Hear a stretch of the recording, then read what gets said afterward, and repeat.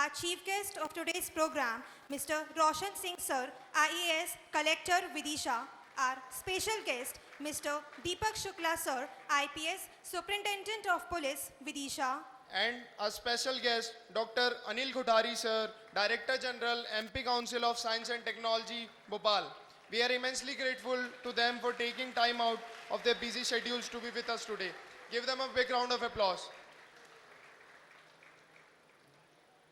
I would also like to invite our distinguished guest, all the respected deans and all the HODs to kindly grace the stage and take their seats on the dais. I would like to invite Dr. Alok Jain Sir, Dean Academic, Dr. Jitendra Parashar Sir, Dean R&D, Dr. Ashish Manoria Sir, Chairman Orientation Program Samrat Uday 2024. Dr. Pankaj Agrawal Sir, Head Department of Mechanical Engineering. Professor C.S. Sharma Sir, Head Department of Electrical Engineering, Dr. Rajiv Jain Sir, Head Department of Civil Engineering, Dr. Kanak Saxena Ma'am, Head Department of Computer Science Engineering. Dr. Ashutosh Datar Sir, Head Department of Electronics Engineering.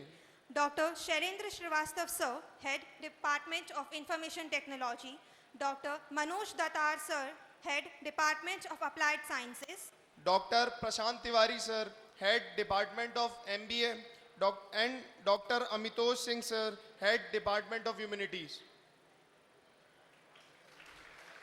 Give them a big round of applause. It's our absolute pleasure to welcome esteemed guests, directors, sir, deans, head of the departments, faculty members, staff members, and of course, our bright and enthusiastic students to this grand and momentous occasion, the validity session of Samrat Uday, the induction program for batch of 24-25. I, Sakshi Tiwari, and alongside Lakshajit Singh, are honored to be your host for the valedictory session of Samrat Uday 2024. before we begin this special event, let us seek the blessings of Goddess Saraswati to guide us with wisdom, knowledge, and success. I now invite our honorable guests and esteemed dignitaries to kindly join us on stage for the ceremonial lighting of the lamp, followed by Saraswati Vandana. Let this act of devotion mark the beginning of a bright and successful journey ahead. Hello, hello, hello, hello.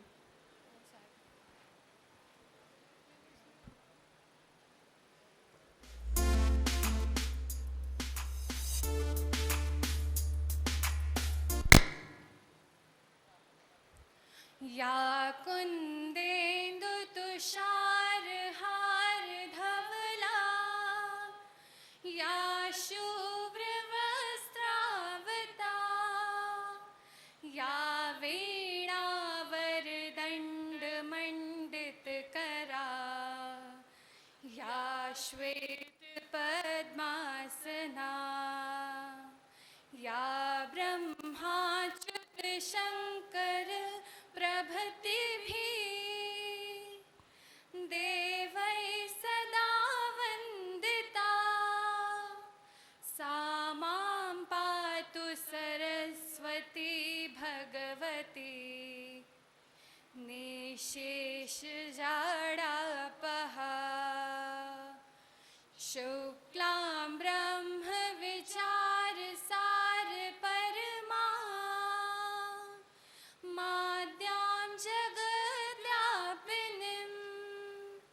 वीणा पुस्तकधारिणीम् अभयदां जाड्यान्तरापहां हस्ते स्फाटिकमालिकां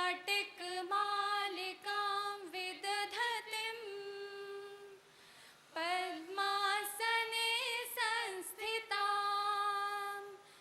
वन्दे तां परमेश्वरीं भगवतीं बुद्धिप्रदां शारदां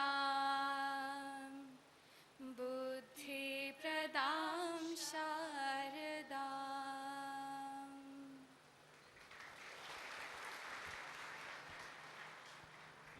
नीचे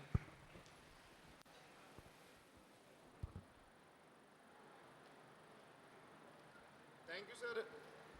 Thank you, sir and ma'am. Moving further, now it's time to honor our esteemed guests with token of gratitude and respect. I request our respected Director, Sir, Dr. Y.K. Jain, sir, to come forward and welcome our chief guest, Mr. Roshan Kumar Singh, sir, Collector, Vidisha District. Please, sir.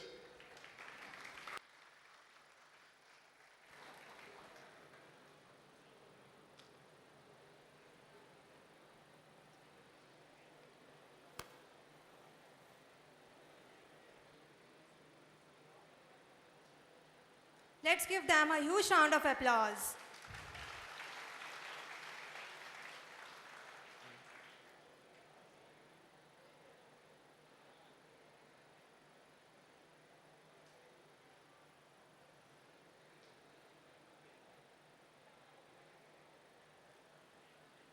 Thank you, sir.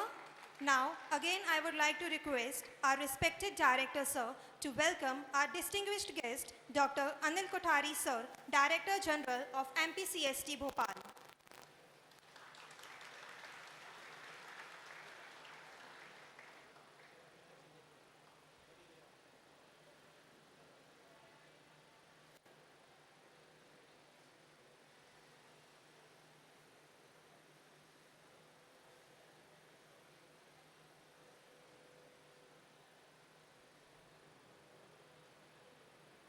Thank you, sir. Now, again, I request our respected Director, sir, to welcome our esteemed guest, Mr.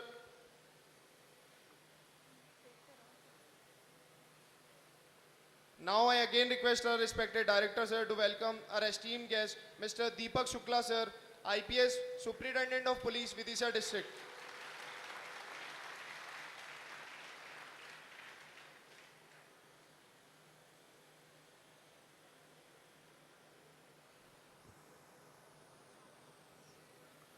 Give them a big round of applause. Thank you, sir. Now I request Dr. Ashish Manoria, sir, to welcome our respected director, sir. Give them a big round of applause.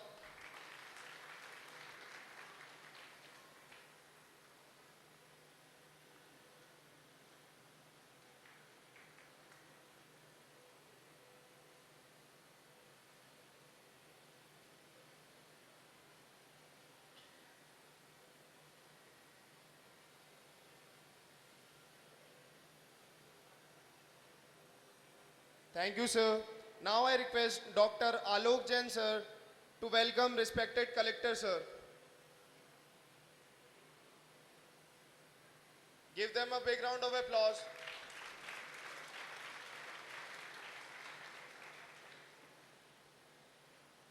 Thank you, sir. Now I request Dr. Jitendra Parashar, sir, to welcome Dr. Anil Kothari, sir.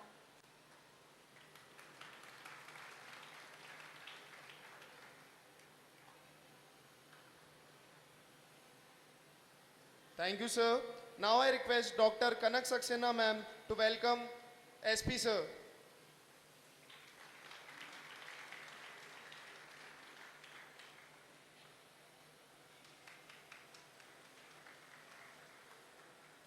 Thank you so much, ma'am. Now I request Dr. Manoj Tatar, sir, to welcome our director, sir. Give them a big round of applause.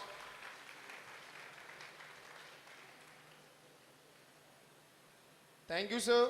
Now I request Registrar, sir, Engineer Praveen Karkare, sir, to welcome Dr. Alok Jain, sir. Sir, please.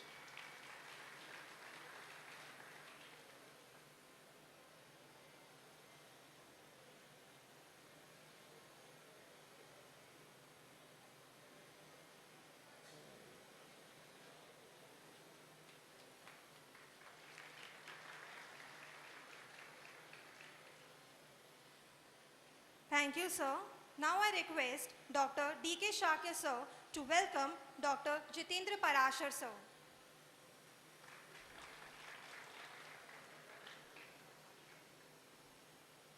Give them a big round of applause.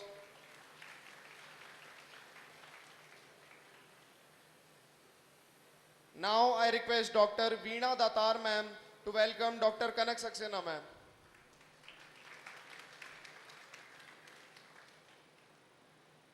Give them a huge round of applause. Thank you so much, ma'am. Now I request Dr. Sunil Joshi, sir, to welcome Dr. Pankaj Agrawal, sir. Let's give them a huge round of applause, everybody.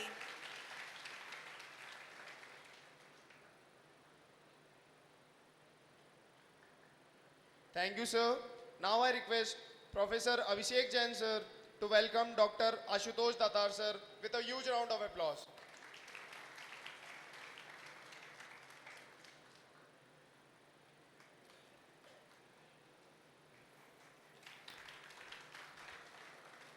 Thank you, sir. Now I request Professor Nikhil Vyas, sir, to welcome Dr. Manoj Datar, sir. Give them a big round of applause.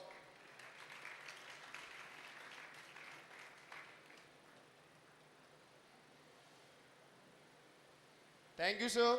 Now I request Professor Sheena Kumar, ma'am, to welcome Dr. Shailen Srivastav, sir.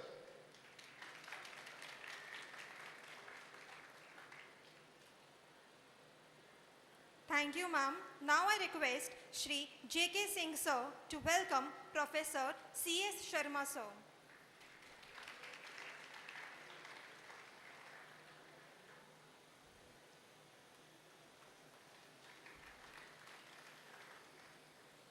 Thank you, sir. Now I request Registrar, sir, to welcome Dr. Rajiv Jain, sir.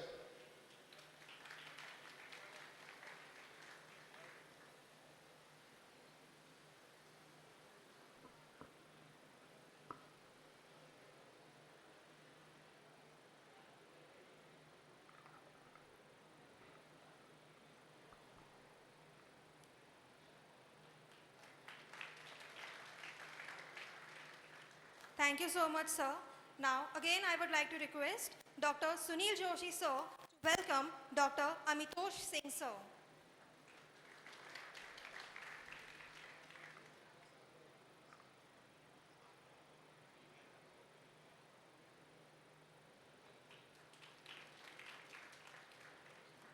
Thank you, sir.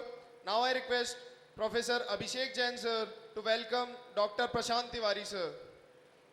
Give them a big round of applause.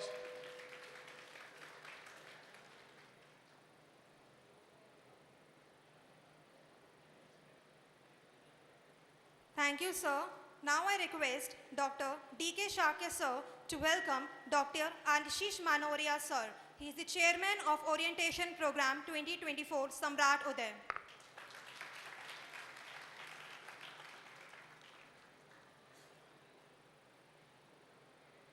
Thank you sir. सपने अपने उन्हें साकार करें, हर मुश्किल को हम हंसकर पार करें.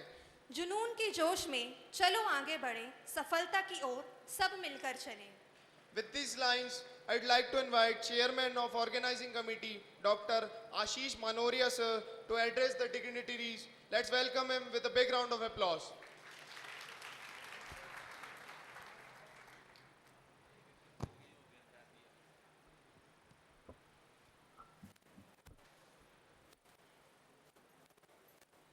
Respected Mr. Roshan Kumar Singh, sir, IAS, Collector District Vidisha. Respected Mr. Deepak Shukla, sir, IPS, Superintendent of Police, District Vidisha. Dr. Anil Kothari, sir, Director General, MP Science, MP CST. Dr. YK Jain, sir, all respected deans, HODs, all the faculty members, and my dear first year students. It is my immense pleasure to welcome you all in the valedictory function of our first year orientation program. Over the past 3 days, we have witnessed a vibrant exchange of ideas, experience, and insights that I hope have laid the foundations of our newly admitted students in their academic journey ahead. First and foremost, I would like to extend my heartfelt congratulations to our newly admitted students. You have chosen to be a part of an institution that is committed not only for an academic excellence, but also committed for the personal growth, creativity, and social responsibility. We are delighted to have you join our family, and we are here to support you in your step away. For newly admitted students, I want to say, as you have moved forward in your academic career, I encourage you to embrace this journey with an open mind and curious heart. The challenge you face will shape not only a skilled professionals, but also a responsible citizen. I would also like to express my appreciation to all my colleagues, faculty members and staffs who have worked tirelessly to make this orientation program successful. Once again, I warm welcome to our esteemed and distinguished guests who have graciously spared their valuable time from their busy schedule. At last, I would like to conclude my welcome note by saying two lines to my dear first year students. If you want the best, don't take the rest. All the best.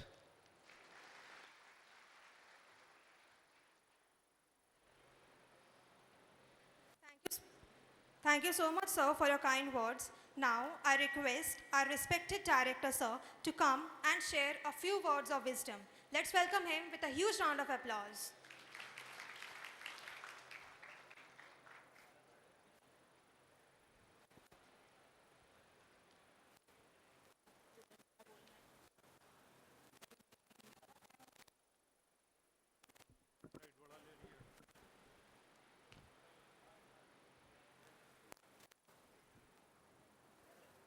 Good morning, everyone.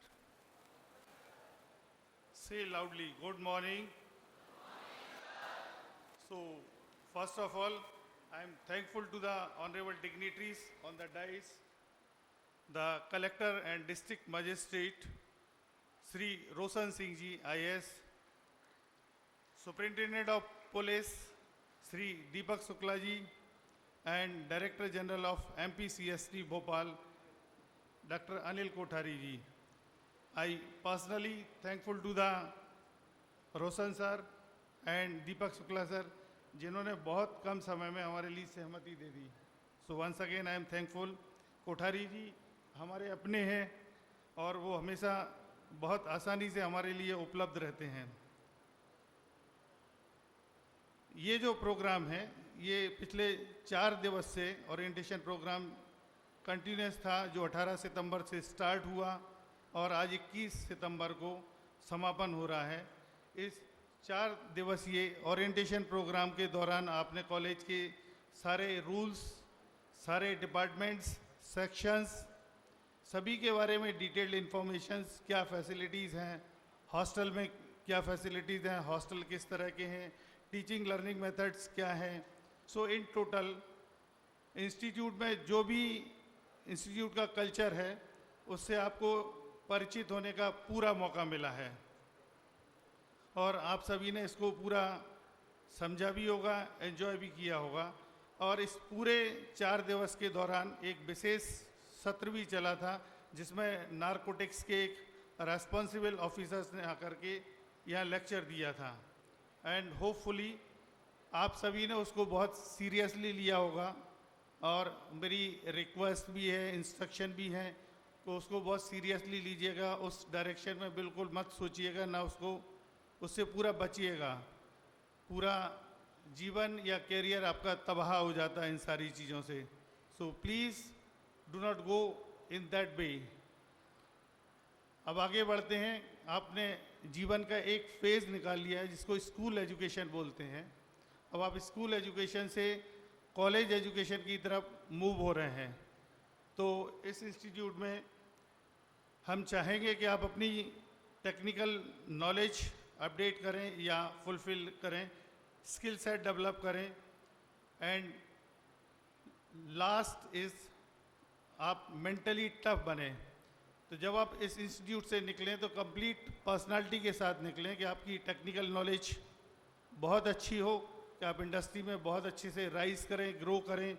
Skill set आपको develop करना है और सबसे बड़ी चीज़ real life में survive करने के लिए आपको मेंटली टफ होना चाहिए. तो ये being head of the institute मैं आपको इंश्योर कर रहा हूँ कि यहाँ से जितने लोग निकले हैं पुराने सारे मेंटली बहुत टफ हैं और आप भी उसी रास्ते पर आगे जा कर के रियल लाइफ में मेंटली टफ सिद्ध होंगे. लाइफ में सक्सेसफुल होने के लिए यदि आपको पढ़ने के लिए किसी भी एग्ज़ाम को क्वालिफाई करने के लिए, क्रैक करने के लिए यदि 100 आवर्स की तैयारी करना है तो आप विश्वास रखिए कि आपको 100 घंटे पढ़ना ही पड़ेगा। अब वो 100 घंटे पढ़ने के लिए आप 1 साल लें, 2 साल लें या 3 साल लें, ये आप पर डिपेंड करता है। जिस दिन आपके ईमानदार 100 घंटे, सिर्फ दिखाना नहीं है, ईमानदार 100 घंटे पूरे हो जाएंगे, उस दिन आप 100% सफल हो जाएंगे। उसके बहुत अच्छे 2 उदाहरण यहाँ बैठे हुए हैं, कलेक्टर साहब भी हैं, एसपी साहब भी हैं। तो आईएएस और आईपीएस ऐसे ही नहीं बनते, उन्होंने अपना सब कुछ दिया होगा, पूरा डेडिकेशन से तैयारी की होगी, उसी के बाद उनको आईएएस आईपीएस अवार्ड हुई होगी।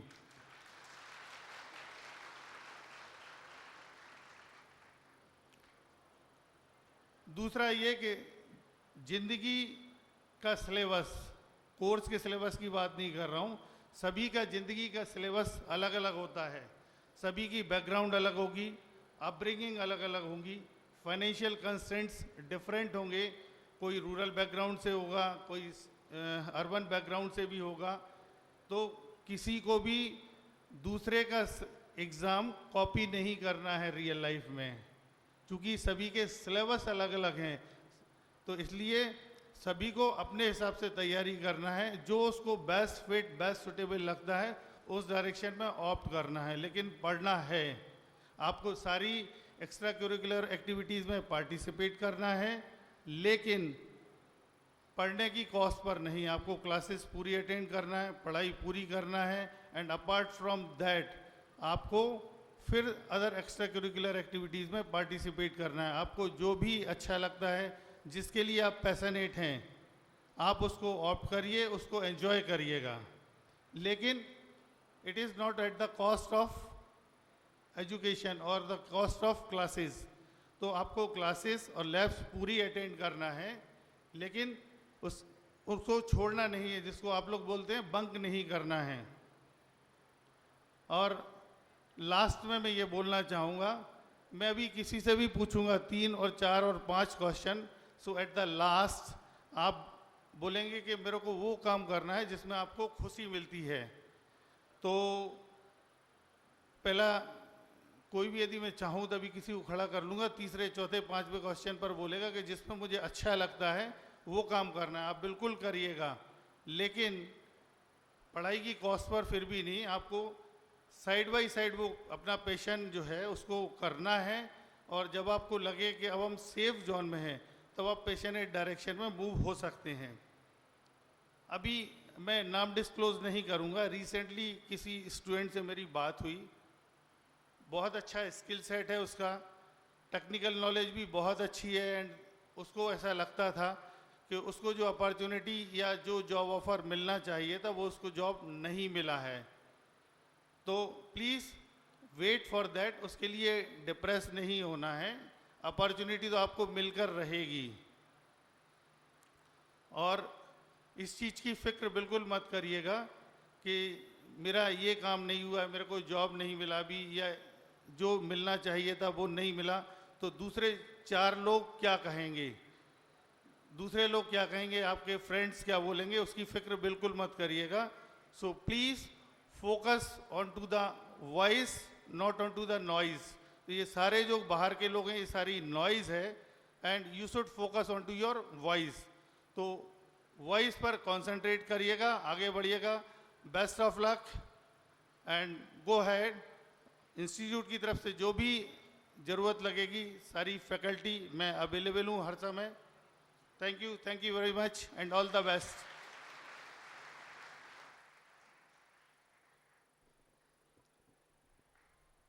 Thank you so much, sir, for those enlightening words and for inspiring our students as they step into the new phase of their lives. Now moving further, today a remarkable chapter is going to unfold in our institute's journey. We are delighted to share with you all that our student institute is going to sign a memorandum of understanding with the MP Council of Science and Technology, MP CST, Bhopal. Now I invite Dr. Ashutosh Datar sir, Head Department of Electronics Engineering, to brief us about this MOU. Please, sir. Give him a big round of applause.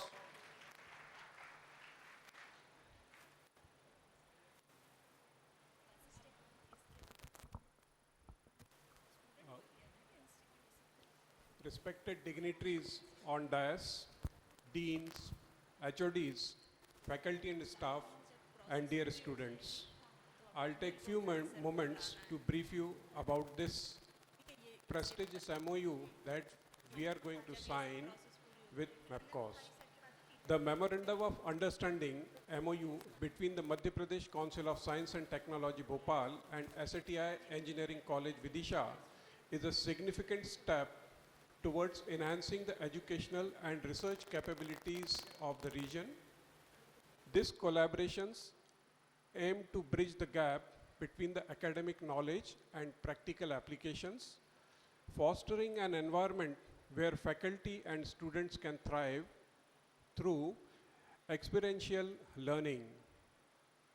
The MOU will facilitate training sessions and visit to the state-of-art research labs at MAPCOS Bhopal, where participants can gain first-hand experience with the latest technologies and methodologies in their fields. Expert lecture by leading scientists and industry professionals will provide valuable insights into current trends and future directions in science and technology. These sessions will be designed to inspire and inform students and faculty, expanding their horizon and encouraging them to think beyond the conventional curriculum. Hands-on trainings is a cornerstone of this partnership, ensuring that theoretical knowledge is complemented with practical skills. This approach is crucial in preparing students for the challenges of the modern workforce and equipping them with the tools to innovate and excel in their career. Curriculum design is another critical aspect of this MOU, with the focus on developing teaching and training materials that reflects the evolving landscape of science and technology. The aim is to create a curriculum that is not only relevant and up to date, but also encourage creativity and critical thinking. Innovation at the heart of this initiative, with both institutions committed to fostering a culture of research that pushes the boundary of what is possible. By working together, the Madhya Pradesh Council of Science and Technology, MAPCOS Bhopal, and SATI Engineering College Vidisha are setting a precedent for educational excellence and research innovation. This partnership is poised to make a lasting impact on the students and faculty involved, and by extension on the broader scientific community in Madhya Pradesh and beyond. The MOU is more than just an agreement. It is a promise of progress, a commitment to the future, and a testament to the power of collaboration in driving scientific and technological advancement.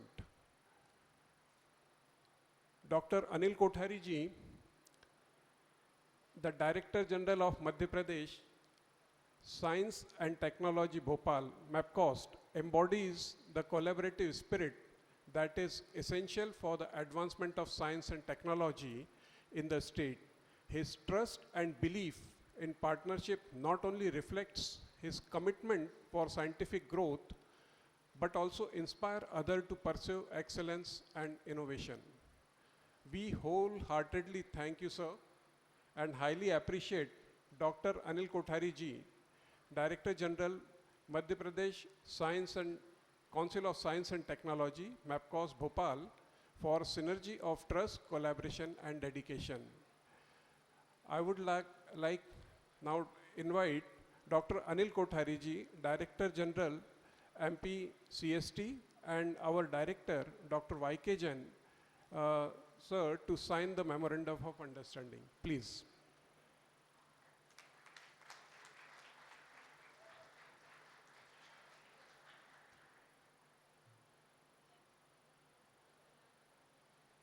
Thank you so much, sir.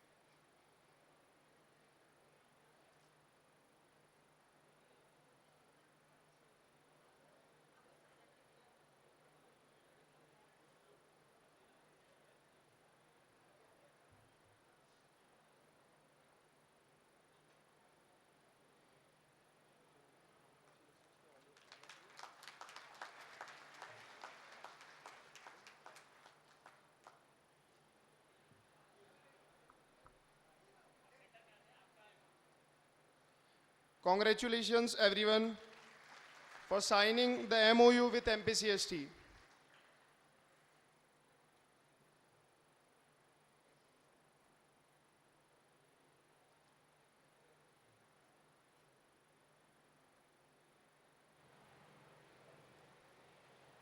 Once again, thank you so much, sir. Now, I request our guest, Dr. Anil Kothari, sir, Director General, MPCST Bhopal, to come and share some inspiring words and enlighten our students. Please, sir. Give him a big round of applause.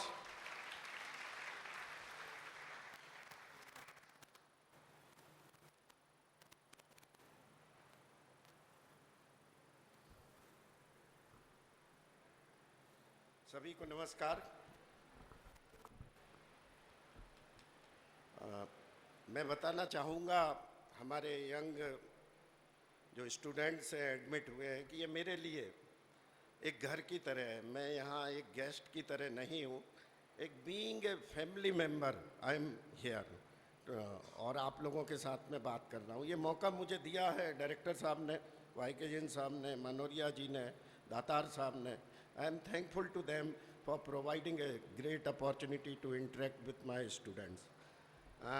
ये बड़ा अवसर है आप सब students के लिए। जितने भी फर्स्ट ईयर के स्टूडेंट्स हैं इस संस्था में एडमिशन लिए हैं, ये बड़ा अवसर है कि हम लोगों के बीच में आज ये समापन है। एक ओरिएंटेशन प्रोग्राम था 18 तारीख से अभी तक, और आपने you interacted with the industry leader, academician, अलग तरह के मोटिवेटर्स, और कि क्या करना चाहिए, कैसे करना चाहिए और क्या पाना चाहिए, इसकी एक अप्रोच आपकी क्या हो, किस तरीके से हम आने वाले 4 साल इस संस्था में अपने निकालें कि जो हमने चाहा है उसे हम पाएँ, जो सपना हमने देखा है उसे हम पूरा करें। तो ये 4 दिन का आज समापन प्रोग्राम है, और इस समापन प्रोग्राम में सबसे बड़ी बात है, इट्स ए रेयर ओकेशन कि young and dynamic leadership of this district collector and district SP, both background are engineering and both are present here. एक जोरदार तालियों के साथ एक यूनिक एग्जाम्पल है आपके सामने। आप वो मंजिल पा सकते हो जिसे चाह लो, हर मंजिल आप फतेह कर सकते हो। इससे बढ़िया अपॉर्चुनिटी आपको मिलेगी नहीं, कुछ ग्रहण करने के लिए, कुछ आगे बढ़ने के लिए। तो हमारे इजाज़ के प्रोग्राम में honourable collector of Vidisha Shri Roshan Kumar ji हैं, honourable SP of district Vidisha Shri Deepak Shukla ji, honourable director of this institute YK Jain साहब, distinguished faculty member, my friends, administration management के लोग, बहुत पेरेंट्स भी हैं यहाँ, कुछ स्टूडेंट्स के प्राइड पेरेंट्स भी हैं, तो वो भी हैं उनके बीच में, और सबसे इम्पोर्टेंट कि हमारे स्टूडेंट्स जो आज एडमिट हुए हैं। तो मैं स्टूडेंट से चाहूँगा कि इस बहुत अच्छे इंस्टीट्यूट के लिए, इसकी फैकल्टी के लिए एक बार आप जोरदार तालियां बजा सकते। वो मैंने इसलिए कहा कि मैं विटनेस हूँ इसका। आप थोड़ा सर्च करिए कि STI क्या है, इसकी जर्नी क्या है, ग्लोरियस जर्नी क्या है, इसके अलमनाइज पूरी दुनिया में कहाँ कहाँ है, और जिस जगह आए हैं आप वहाँ से आप कहाँ जा सकते हैं। तो आप पाएंगे, यू विल फाइंड कि it's a best opportunity for you people इस STI में। और मैं खुद इसमें रहा हूँ, मैंने यहाँ पढ़ा भी है, पढ़ाया भी है एक, और आज भी मैं as a being a family member आप लोगों के बीच में आता हूँ। तो ये आप लोगों को बहुत शुभकामनाएं कि आप इस 4 साल में एक आगे बढ़ें और यहाँ से वो सब हासिल करें जिससे कि आप अपने लिए, अपने परिवार के लिए, अपने समाज के लिए और नेशन के लिए काम कर सकें।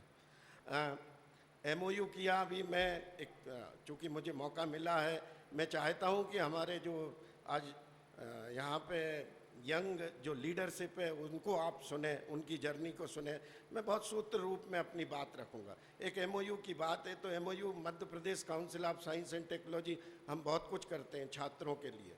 बहुत ही संक्षिप्त में कि इस MOU के अभी हमने डिफेंस के साथ में MOU किया है, इंडिया या army design bureau territorial army के साथ में, इंडियन नेवी के साथ में किया।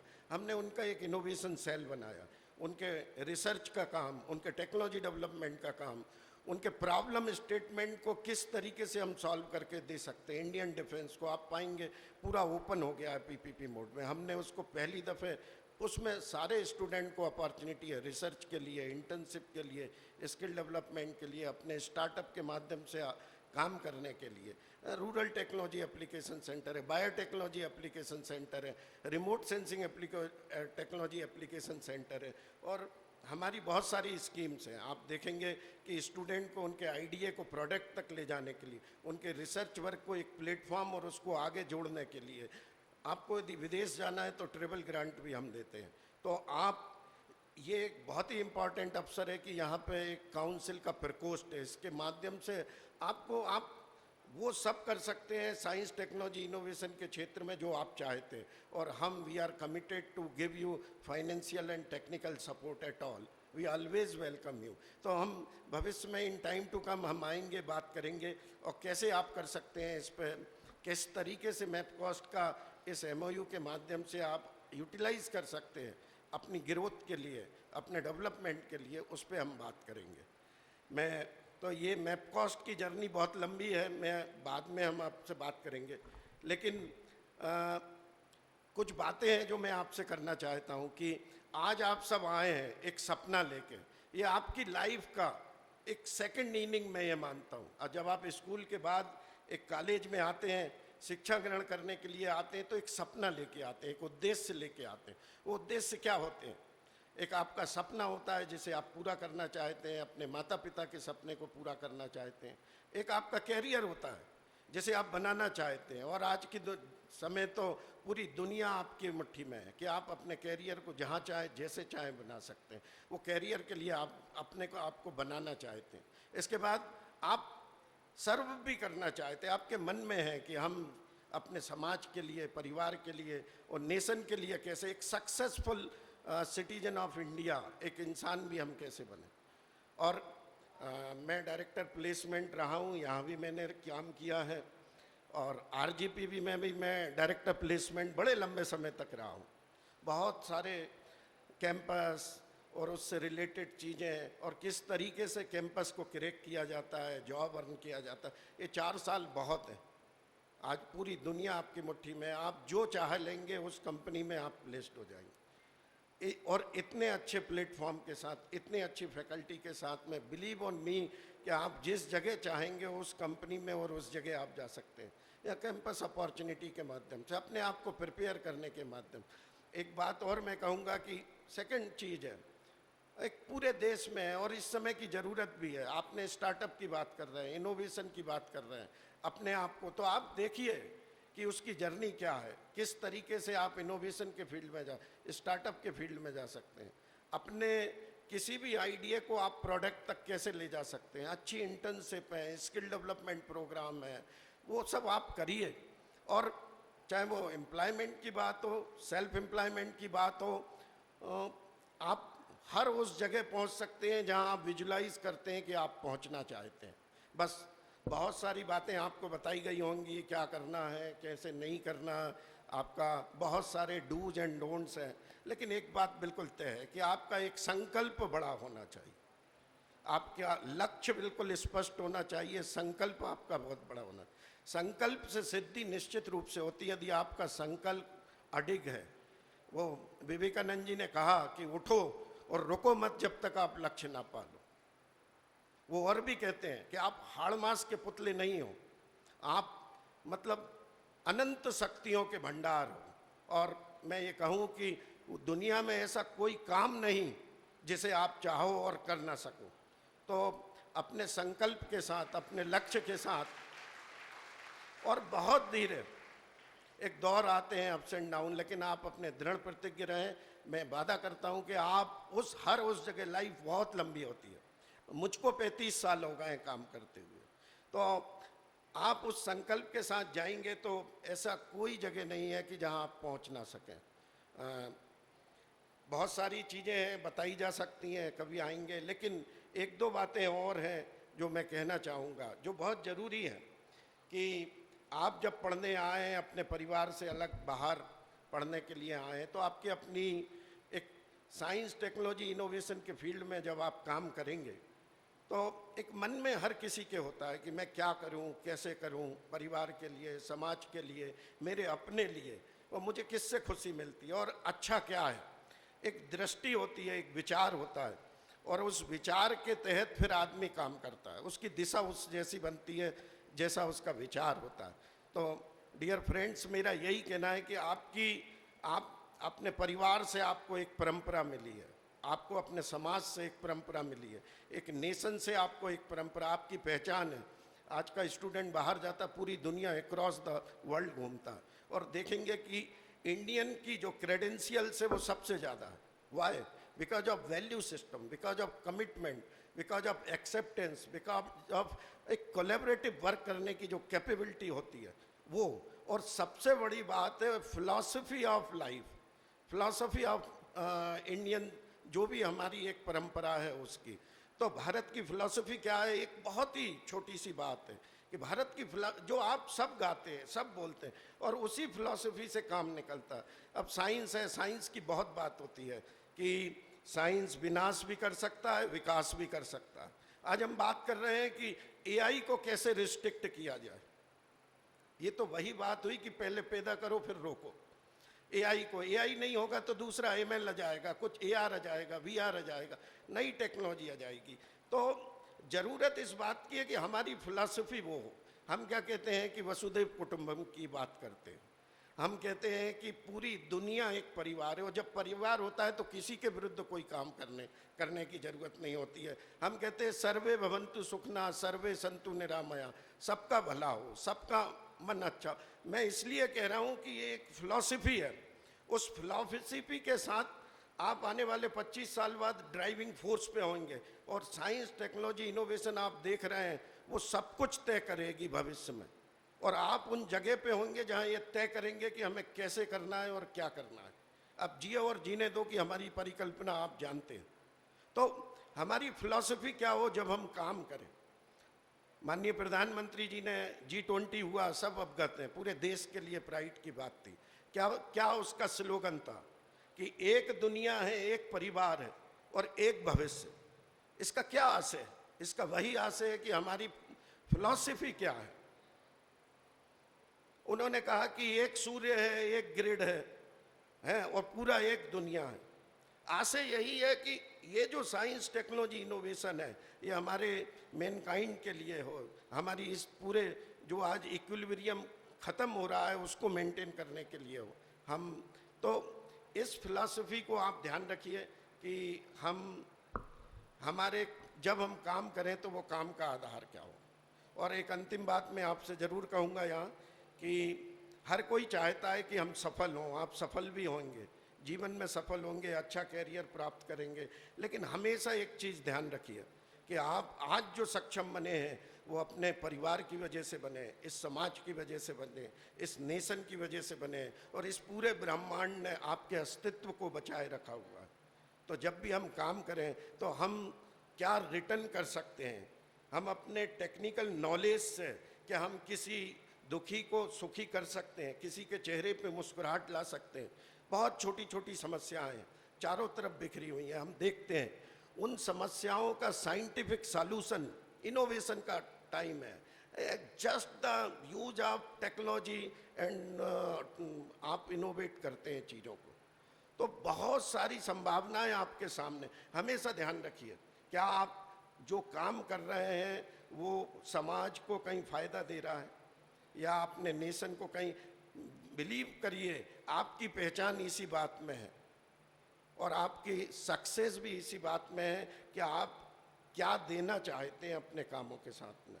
और मुझे विश्वास है कि इस अच्छी संस्था में एक बहुत अच्छी पढ़ाई के बाद में जब आप अपने कार्य क्षेत्र में जाएंगे तो निश्चित रूप से न केवल खुद को सफल बनाएंगे, अपने परिवार के सपनों को पूरा करेंगे, इस समाज के लिए आप जो कर सकते हैं वो करेंगे, और इस राष्ट्र पूरे विश्व के लिए कहीं भी एक हमारा छोटा कंट्रीब्यूशन हमारे अस्तित्व के साथ यदि हम कर सकें, और निश्चित रूप से आप करेंगे। मुझे यहाँ अपनी बात रखने का अवसर दिया, मैं पूरे मैनेजमेंट को और डायरेक्टर साहब को बहुत थैंक यू कहना चाहता हूँ, और अपने छात्रों से कहना चाहता हूँ कि ये खुला आकाश है आज आपके सामने, और आप जो चाहते हैं वो पा सकते हैं। टिप पे है आपकी पूरी दुनिया, आप उस खुले आकाश के पंछी हैं, और आप कह सकते हैं कि अगर देखना है मेरे पंखों की उड़ानों को तो आसमां से कह दो जरा ऊपर उड़ जाए। इतनी ताकत है आप लोगों में और काम करने में। सभी को बहुत बहुत धन्यवाद, थैंक यू, बहुत शुभकामनाएं आप लोगों को।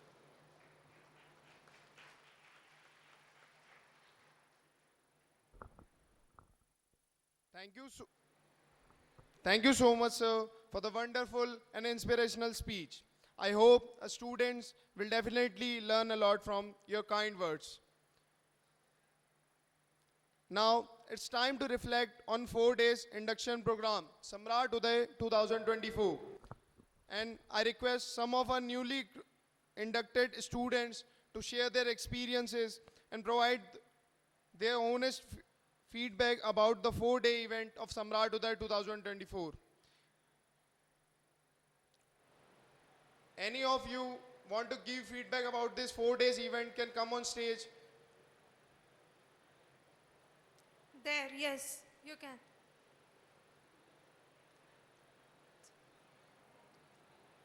Give them a big round of applause.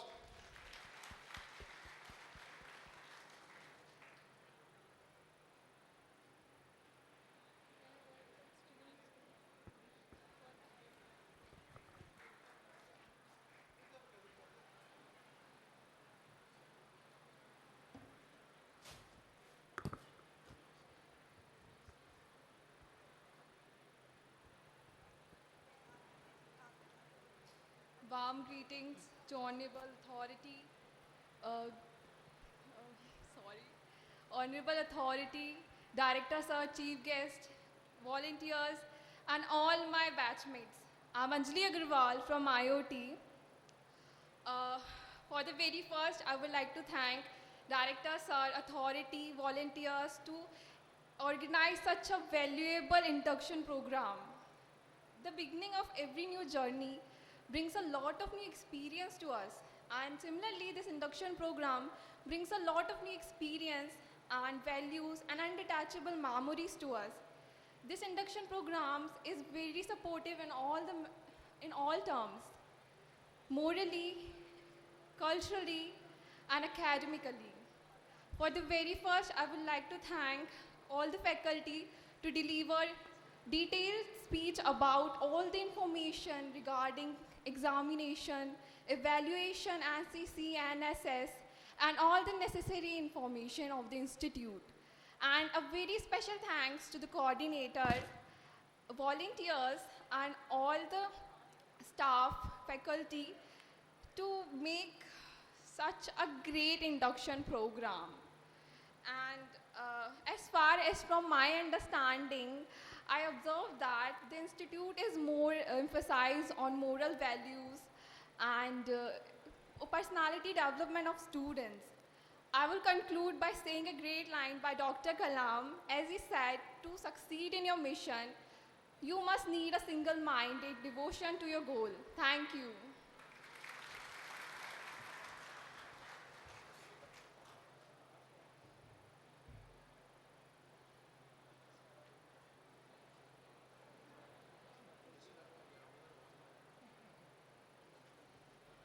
Good morning, sir, and good morning, faculty members, and good morning, my dear friends. मैं एक गांव से बिलोंग करता हूं और मैं आज आपके सामने मेरी जो अभी तक का एक्सपीरियंस रहा है वो प्रस्तुत कर रहा हूं। मैं गांव से आया था, मुझे ऐसा लग रहा था कि क्या एक्सपीरियंस रहेगा मेरा कॉलेज का, क्या सभी सर टीचरों का मेरे साथ बिहेवियर रहेगा, क्या मेरे सीनियरों का मेरे साथ बिहेवियर रहेगा। पर मैं यहाँ आके बहुत ही खुश हुआ हूँ और बहुत ही कंफर्ट फील कर रहा हूँ और मैं ये फील कर रहा हूँ कि मैं मेरे यहाँ 4 साल बहुत ही अच्छे से गुजार दूंगा। Thank you so much.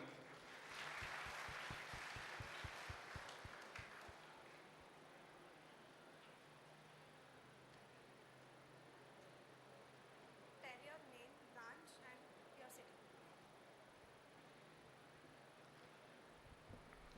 Good afternoon, respected collector sir, director sir, HODs and my fellow mates. I am Vedika Saraf from IT branch and I am from Anuppur. I am glad to have this opportunity to stand on the stage and review about this college. When I came in college, I was very scared that how our seniors, faculties will be. But in these 4 days, I got to know that they are very supportive and they guide us. In our college, we got to know about many club facilities are available through which we will get the opportunity to show our talent, and through cultural activities we will get opportunity to overcome from stage fear. In our college, sports facilities are also available through which students can be physically and mentally fit and will get an opportunity to play up to college level and state level. I would like to thank the faculties and seniors to have their support, guidance and the efforts they did for us.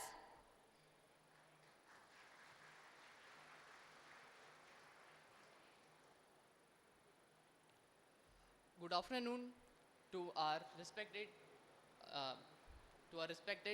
director sir and all the chief guests present here, and professors and all seniors. I am Tanish Bijole from the city of Lake, Bhopal. I am currently pursuing in first year BTech from CSE branch. I here stand before you to express my opinion and feeling about how was the induction program was organized. The induction program was well structured and organized by our SATI Vidisha with the help of our faculty members and seniors. The induction program was well structured and being organized as it covers various information about our examination cell, health facilities, medical facilities and many more co-curricular activities. As I want to conclude that my thought, the induction program was successfully bridged between the gap of student and college to make our experience better. Thank you.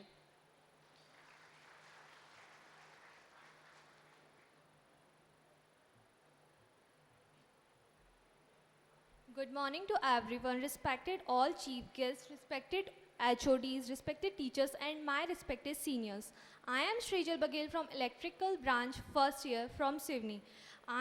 It's my great pleasure to represent my college review. The induction program as a whole was very valuable in informing and giving an insight, information and expectations of my course. It also led to me feeling much calmer and allowed to be a lot more familiar. Thank you for such a great event. I was reading the day thinking that I was very bored I would just be bored and I just hear all the things I had already read on the net. But I was pleasantly surprised and I am now feeling ready to tackle this challenge head on. All activities and offered information sessions was very inspiring for me. It was such a great and extremely helpful induction program. I really enjoyed it and got so much from it. Many thanks to all the such great staff and great volunteers who helpful and put a fantastic day together for all us new people. I thoroughly enjoy the welcome session program, information session and strategies for success.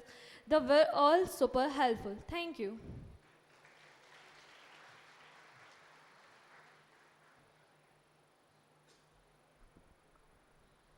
Good afternoon, respected Collector Sir, respected SP Sir, respected Director General Sir, respected Director Sir, all HODs, and my senior sir and ma'ams, and my fellow first years. Myself Prashant Mishra, Computer Science branch from Anuppur. First of all, I would like to thank my seniors for giving me the opportunity to speak in front of all of you. It has been 4 days of full complete joy for me during this induction ceremony. Starting with review, till date, it has been a completely new experience for me, being at the top of the high school to being the most junior at a college.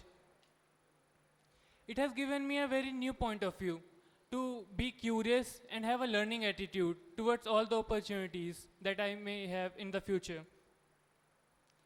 There have been various expert sessions, such as Zero Thesis, that shows us how our extracurricular activities make our academics more presentable. Yesterday's club introduction was one more moment I kept thinking as of how seniors represented their view on their respective clubs. How many trial and errors they must have gone through to be such perfect to represent their views like they were having a daily conversation with anyone. I was surely stunned by Mr. Akshat Tiwari sir, Mr. Gyanen Mishra sir, Mr. Anuj Dubey sir, Mr. Rishu Pandey sir, and Mr. Rituraj Suryavanshi sir's presentation and communication skills. One thing I can be sure of, that these 4 years will be a key moment for my career, and moving forward I would like to utilize them to their fullest. It sure is highly nerve-wracking to address such a large audience. At last, I would like to thank everybody for hearing me.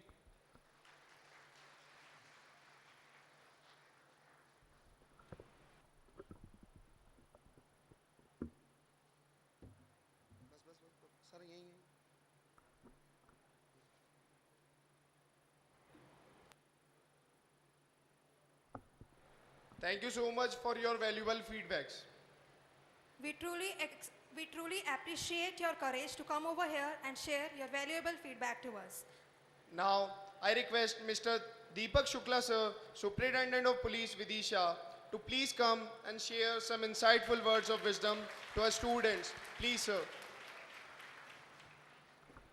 Thank you. मंच पर उपस्थित जिला collector, director SATI, DG science and technology council, सभी head of department, सभी professors, सभी बच्चे, प्यारे बच्चे जो अभी अभी यहाँ पे अपनी नई शुरुआत कर रहे हैं, नई पारी की शुरुआत कर रहे हैं, आप सब भाग्यशाली हैं कि एक ऐसा इंडक्शन प्रोग्राम आपके लिए रखा गया है जिसमें न सिर्फ आपको कॉलेज के विषय में यहाँ पे क्या चीज़ें होंगी, क्या आपकी फैसिलिटीज़ हैं, क्या एजुकेशन सिस्टम रहेगा, उसके बारे में बताया गया, बल्कि इस तरह के सेमिनार्स एंड इवेंट्स ऑर्गेनाइज किए गए जिसमें जैसे हम लोग उपस्थित हुए हैं, DG science and technology council उपस्थित हुए हैं, एक MOU का इवेंट हुआ यहाँ पे, अभी बताया गया कि शायद अभी नारकोटिक्स के अधिकारी यहाँ पे आए हुए थे जिन्होंने एक स्पेशल लेक्चर लिया। तो आप सब भाग्यशाली हैं कि इस तरह के अलग अलग इवेंट्स और शायद ऐसी चीज़ें आपने आज तक अपनी लाइफ में एक्सपीरियंस या देखी नहीं होंगी जो आपको आते ही यहाँ देखने को मिल रही हैं, एक नया एक्सपोजर मिल रहा है। इसके लिए SATI डायरेक्टर साहब और उनकी पूरी टीम बधाई की पात्र है, शुभकामनाओं की पात्र है कि आपने इसको एक वेल प्लान तरीके से बच्चों को इंडक्ट किया है अपने कॉलेज में। इसमें फर्स्ट ईयर के बच्चे कहाँ पे हैं, कौन कौन हैं? लगभग सभी हैं। कुछ सीनियर्स भी हैं क्या इसमें? सीनियर्स भी हैं कुछ? अच्छा, आप लोग हैं। तो सबसे पहले तो अभी जैसा मैं बच्चों के जब अपने एक्सपीरियंसेस सुन रहा था, तो एक चीज़ जो मुझे क्लिक की कि जैसे एक नई दुल्हन अपनी ससुराल जाती है और एक डर होता है उसके मन में कि पता नहीं कैसा होगा, लोग कैसा ट्रीट करेंगे मुझे, वहाँ कंफर्टेबल होगा कि नहीं, क्या चीज़ें रहेंगी। तो ऐसा ही थोड़ा सा इन बच्चों के मन में कहीं ना कहीं एक डर, कहीं ना कहीं एक अभी झिझक और एक सामने जो अननोन है उसको फेस करने का एक जो इनके मन में एक सेंटिमेंट था वो सामने निकल के आया। तो ये रिस्पॉन्सिबिलिटी जो कॉलेज प्रबंधन है उसकी तो है ही, लेकिन उससे भी ज़्यादा शायद जो इनके सीनियर्स हैं उनकी है कि आप इनको एक कंफर्टेबल स्पेस दें। जो हैंड होल्डिंग की बात है खासतौर से शुरू में बहुत ज़रूरी होता है, जब तक आप नए चीज़ों में, क्योंकि आपने स्कूलिंग की और जैसा अभी सुनने में आ रहा था कोई सिवनी से है, कोई अनूपपुर से है, कोई कहीं से है, तो अलग अलग जगहों से आए हैं। अब आप एक कॉमन प्लेटफॉर्म पे आए हैं, तो सबको कैसे एक धागे में पिरोया जाए, एक साथ लेके चला जाए, तो सीनियर्स का बहुत इंपॉर्टेंट रोल है। इसमें एक चीज़ मैं कहना चाहूँगा कि कई बार कॉलेजेस में जो होता है वो है रैगिंग की समस्या। तो please seniors refrain from any such thing apart from legal या अन्य जो डायमेंशंस हैं उसके, जो कि प्रतिबंधित है। ये किसी भी तरह से सही नहीं है कि कोई भी, जैसा मैंने कहा ना, ऑलरेडी डरा हुआ है बच्चा और आप उसको किसी भी तरह से डराएं या उसको किसी भी तरीके से प्रेशर में लाएं, तो ये ठीक नहीं है। तो मैं अपील करूंगा कि इस तरह की कोई भी शिकायत यहाँ से ना तो कॉलेज के पास ना हम सब के पास आए कि बच्चों को किसी भी तरह की कोई परेशानी हो या उनको डराया जाए, क्योंकि जैसा मैंने कहा उनको अभी सपोर्ट की ज़रूरत है, ना कि किसी भी तरीके के अननेसेसरी प्रेशर की। तो प्लीज़ फर्स्ट पॉइंट ये आप ध्यान में रखेंगे। दूसरा, जैसे जो बच्चे अभी इंडक्ट हो रहे हैं, आपके मन में एक और डाउट होगा कि पता नहीं इंजीनियरिंग की दिशा में जा रहे हैं तो सही कर रहे हैं कि नहीं कर रहे हैं। ये डाउट है? कितने लोगों के मन में ये डाउट है? बिल्कुल, ये डाउट रहता है। मैं आपको बताऊं, जब मैं 10th पास कर रहा था, आज से 20-25 साल पुरानी बात है, 2001-2 की, उस समय एक स्लो डाउन आया हुआ था। तो हालांकि मैथमेटिक्स बहुत अच्छी थी, पढ़ने में अच्छे थे, लेकिन सब लोग ये कह रहे थे कि भाई मैथ्स का तो कोई स्कोप नहीं है, इंजीनियर्स का तो कुछ नहीं है, तुम तो बायो ले लो और बहुत सारी चीज़ें। इतने लोग डिस्करेज करने वाले थे कि मैं आपको बता नहीं सकता। हमारे बहुत सारे दोस्तों ने अन्य सब्जेक्ट्स लिए भी, लेकिन समहाउ अपने आप को कन्विंस करते हुए, नहीं, हमें इसमें मज़ा आता है तो ये काम करना है, आगे बढ़ते हैं। फिर उसके बाद जब पास आउट हुए तब फिर से स्टेट एग्ज़ाम था ही, उसके बाद IIT की प्रिपरेशन के लिए गए, तब भी बहुत सारे लोगों ने डिस्करेज किया कि यार वो तो सिलेक्शन विलेक्शन होता नहीं है, आप तो जो मिल रहा है सामने उसमें एडमिशन लो, आगे बढ़ो। तब भी हमने प्रिपरेशन किया। एंड यकीन मानिए, आप इस हॉल में देखेंगे बहुत सारे बच्चे हैं जो इंजीनियर बनने के लिए आए हैं, उसके अलावा जितने लोग हैं सारे इंजीनियर्स हैं और सबने अपनी ज़िंदगी में एक अच्छा मुकाम हासिल किया है। सो ट्रस्ट मी, मुझे ऐसा लगता है, मैं खुद इंजीनियर हूँ, चूँकि मैं BTech हूँ IIT BHU से, कंप्यूटर साइंस इंजीनियरिंग में।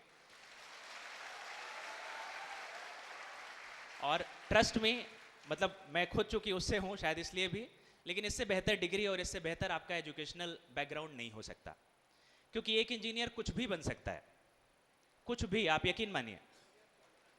जैसा अभी कहा जा रहा था, और ये एक इंजीनियर ही बन सकता है, ये बात भी मैं ऐड कर दूं, एक इंजीनियर ही है जो कुछ भी बन सकता है और कुछ भी कर सकता है। एक मैं UPSC का एग्जाम्पल बताऊं, मेरे साथ जिला कलेक्टर रोशन है, शायद जानते होंगे। एक बार ऑल इंडिया रैंक 3 आई, वो एक इंजीनियर थे, उन्होंने जूलॉजी लेके, नहीं अभी ताली बजाने वाली बात आगे है, उनका एक ऑप्शनल सब्जेक्ट जूलॉजी था, जो शायद उन्होंने 11th 12th में पढ़ा होगा, इंजीनियरिंग बैकग्राउंड, और जूलॉजी लेके ऑल इंडिया रैंक 3 आई थी। तो मैंने जैसा कहा कि आप कुछ भी कर सकते हैं। जहाँ तक जॉब्स की बात करें तो UPSC जैसे एग्ज़ाम्स तो हैं ही, इंजीनियरिंग सर्विसेज के एग्ज़ाम्स होते हैं, economic services, statistical services, forest services, ये सभी एग्ज़ाम्स आपके लिए ओपन होते हैं। स्टेट में एडमिनिस्ट्रेटिव सर्विसेज के एग्ज़ाम्स हैं, स्टेट इंजीनियरिंग के अपने अलग एग्ज़ाम्स होते हैं, ये सब आप दे सकते हैं। टीचिंग लाइन में आप कहीं भी जा सकते हैं, प्राइवेट हो, गवर्नमेंट कॉलेजेस हों। जॉब्स, कॉर्पोरेट सेक्टर की जॉब्स हैं, गवर्नमेंट सेक्टर, PSUs के जॉब्स हैं, इन सब में जा सकते हैं आप। अपने स्टार्टअप शुरू कर सकते हैं। आप देखते होंगे कि जितनी कंपनीज़ हैं मोस्टली टेक ओरिएंटेड होती हैं और मोस्टली इंजीनियर्स द्वारा ही चालू की गई होती हैं। जितने स्टार्टअप्स या जितने आप टेक्नोलॉजी फर्म्स देखेंगे, सभी इंजीनियर्स ही चालू करते हैं। स्ट्रीम शायद सैकड़ों होंगी, लेकिन इंजीनियर्स ही हैं जो ये सारे काम करते हैं। और जैसा मैंने कहा कि सबसे निचले पायदान से लेकर के सबसे उच्चतम पायदान तक आपको मिलेगा।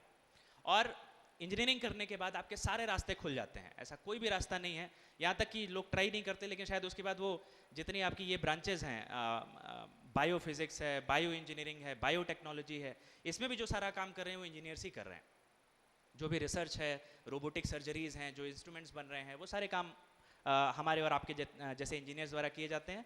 एडमिनिस्ट्रेटिव सर्विसेज में हम और जिला कलेक्टर आपके सामने ही बैठे हैं, जो कि again not to mention engineer already हैं, आपको बताया जा चुका है। तो रेस्ट एश्योर्ड, आपने जो रास्ता चुना है वो बहुत ही सॉलिड और सही रास्ता है। यहाँ से आपके सारे दरवाजे खुले हैं, आप जिस तरफ जाएंगे उस तरफ जा सकते हैं। अभी आपको लग रहा होगा कि 4 साल बहुत लंबा पीरियड है, बहुत मतलब कितना समय लगेगा इस डिग्री को पार करने में, लेकिन वो कैसे निकल जाएगा आपको पता भी नहीं लगेगा। मैंने 2004 में एडमिशन लिया था कॉलेज में, बीटेक में, आपके जैसे मैं उस समय रहा हूँगा। 20 साल हो गए, मुझे पता भी नहीं लगता कि इतना समय बीत गया। और जो आपके सीनियर हैं आपको बताएंगे कि इतना जल्दी समय निकल जाता है। लेकिन इंपॉर्टेंट बात यह है कि इन 4 सालों में आप जो करेंगे वो हमेशा के लिए आपके साथ रहेगा। वो आपकी पर्सनैलिटी में, आपके व्यक्तित्व में, आपकी इंटेलिजेंस में, और आपको पूरी लाइफ टाइम वो काम आएगा। अभी यहाँ पे बात हो रही थी कॉलेज में, कई लोग ऐसा सोच के आते हैं कि अब तो जो पढ़ना था पढ़ लिया, कॉलेज तो हम एंजॉय करेंगे, ऐश काटेंगे, और कॉलेज से कुछ नहीं होता, नंबर से कुछ नहीं होता, मार्क्स से कुछ नहीं होता। आप यकीन मानिए, अभी जैसा आपके फैकल्टी मेंबर्स आपसे अपील कर रहे थे कि प्लीज़ आप यहाँ पे किस पर्पस के लिए आए हैं, ये हमेशा याद रखिएगा। आप यहाँ पे पढ़ने आए हैं, राइट? एवरीथिंग एल्स जो है वो उसके साइड में रहेगी, सेकेंडरी रहेगी। प्राइमरी कंसर्न है आपका, यहाँ पे आप पढ़ने आए हैं, जो भी ब्रांच है आपका उसको ज्ञान अर्जन करने आए हैं, उसकी डिग्री लेने आए हैं। हमारे यहाँ एक बहुत बड़ी समस्या आती है, जो शायद आप लोगों ने पढ़ा भी हो, देखा भी हो, एम्प्लॉयबिलिटी ऑफ इंजीनियर्स। इसका परसेंटेज बहुत कम है। डिमांड बहुत ज़्यादा है अच्छे क्वालिटी, हाई क्वालिटी इंजीनियर्स की, लेकिन उसका परसेंटेज जो उसकी रिक्वायरमेंट पूरी कर सकें, जो क्वालिटी रिक्वायरमेंट पूरी कर सकें, वो बहुत कम है। कारण उसके पीछे ये है कि शायद वो लोग अपनी स्टडी को, अपनी इंजीनियरिंग डिग्रीज को उतनी गंभीरता से लेते नहीं जितना कि लेना चाहिए। तो प्लीज़, जो आपका 4 साल का समय है, जो भी आपका ब्रांच है, जो भी आपके सब्जेक्ट्स हैं, उनको आप अच्छे से पढ़िए, उनको स्टडी अच्छे से करिए, ताकि ये जो 4 साल हैं वो आपके फ्रूटफुल ईयर्स रहें, और इसमें आप जो सीख के निकलें, आप फर्स्ट ऑफ ऑल एम्प्लॉयबल बने और इसमें आगे बढ़ सकें। जब भी आप किसी इंटरव्यू के लिए जाएंगे या कोई भी आपका रिज्यूमे देखेगा, तो उसकी सबसे पहली नज़र जाती है कि इसने क्या किया, 10th में कितने नंबर आए, 12th में कितने नंबर आए, डिग्री में कितने इसके क्या ग्रेड पॉइंट्स रहे, कितने परसेंटेज रहे। इसका मतलब ये नहीं कि वो आपको किस तरीके से आपका इंटेलिजेंस जज कर रहा है, लेकिन इससे आपका जो जजमेंट होता है वो होता है आपकी सिंसियरिटी का, आपकी कॉन्टिन्यूटी का, और आपकी ट्रस्टवर्दीनेस का, कि आपको कोई काम दिया जाएगा तो आप कितनी गंभीरता से और कितनी कॉन्टिन्यूटी से उसको कर पाएंगे। हो सकता है कोई दूसरा व्यक्ति आपसे ज़्यादा टैलेंटेड हो, लेकिन अगर कोई व्यक्ति ज़्यादा सिंसियर है, ज़्यादा अपने काम में डिलिजेंट है, तो कहीं ना कहीं कोई भी रिक्रूटमेंट करने आता है या कोई भी इंटरव्यू लेने आता है, वो उसको प्रेफर करता है। ये हम लोग अभी इस मुकाम पे आके आपको बता रहे हैं। तो please take your degree, take your studies, take your educational things, take your subjects very seriously, and जितना हम अच्छे से पढ़ सकते हैं उनको पढ़ें। ये बात सही है कि पर्सनैलिटी सिर्फ पढ़ाई से नहीं आती, उसके लिए वेल राउंडेड डेवलपमेंट बहुत ज़रूरी है। तो आपकी जो भी स्पोर्ट्स, काफ़ी सारी फैसिलिटीज़ यहाँ पे, बहुत अच्छा कैंपस है SATI का, उसको यूज़ करें। आर्ट एंड कल्चर है, यानी जो भी एक्टिविटीज़ आपकी हॉबीज़ हैं उसको आप परस्यू करें। ट्रस्ट में आपके पास बहुत टाइम होगा ये हर काम करने के लिए, बशर्ते कि हम अपना टाइम वेस्ट ना करें रील्स देखने में and etcetera etcetera. I would not mention much, but वो आप सब जानते हैं, that is a waste of time. So please utilise this time, जो कि आपका बहुत क्रूशियल टाइम है।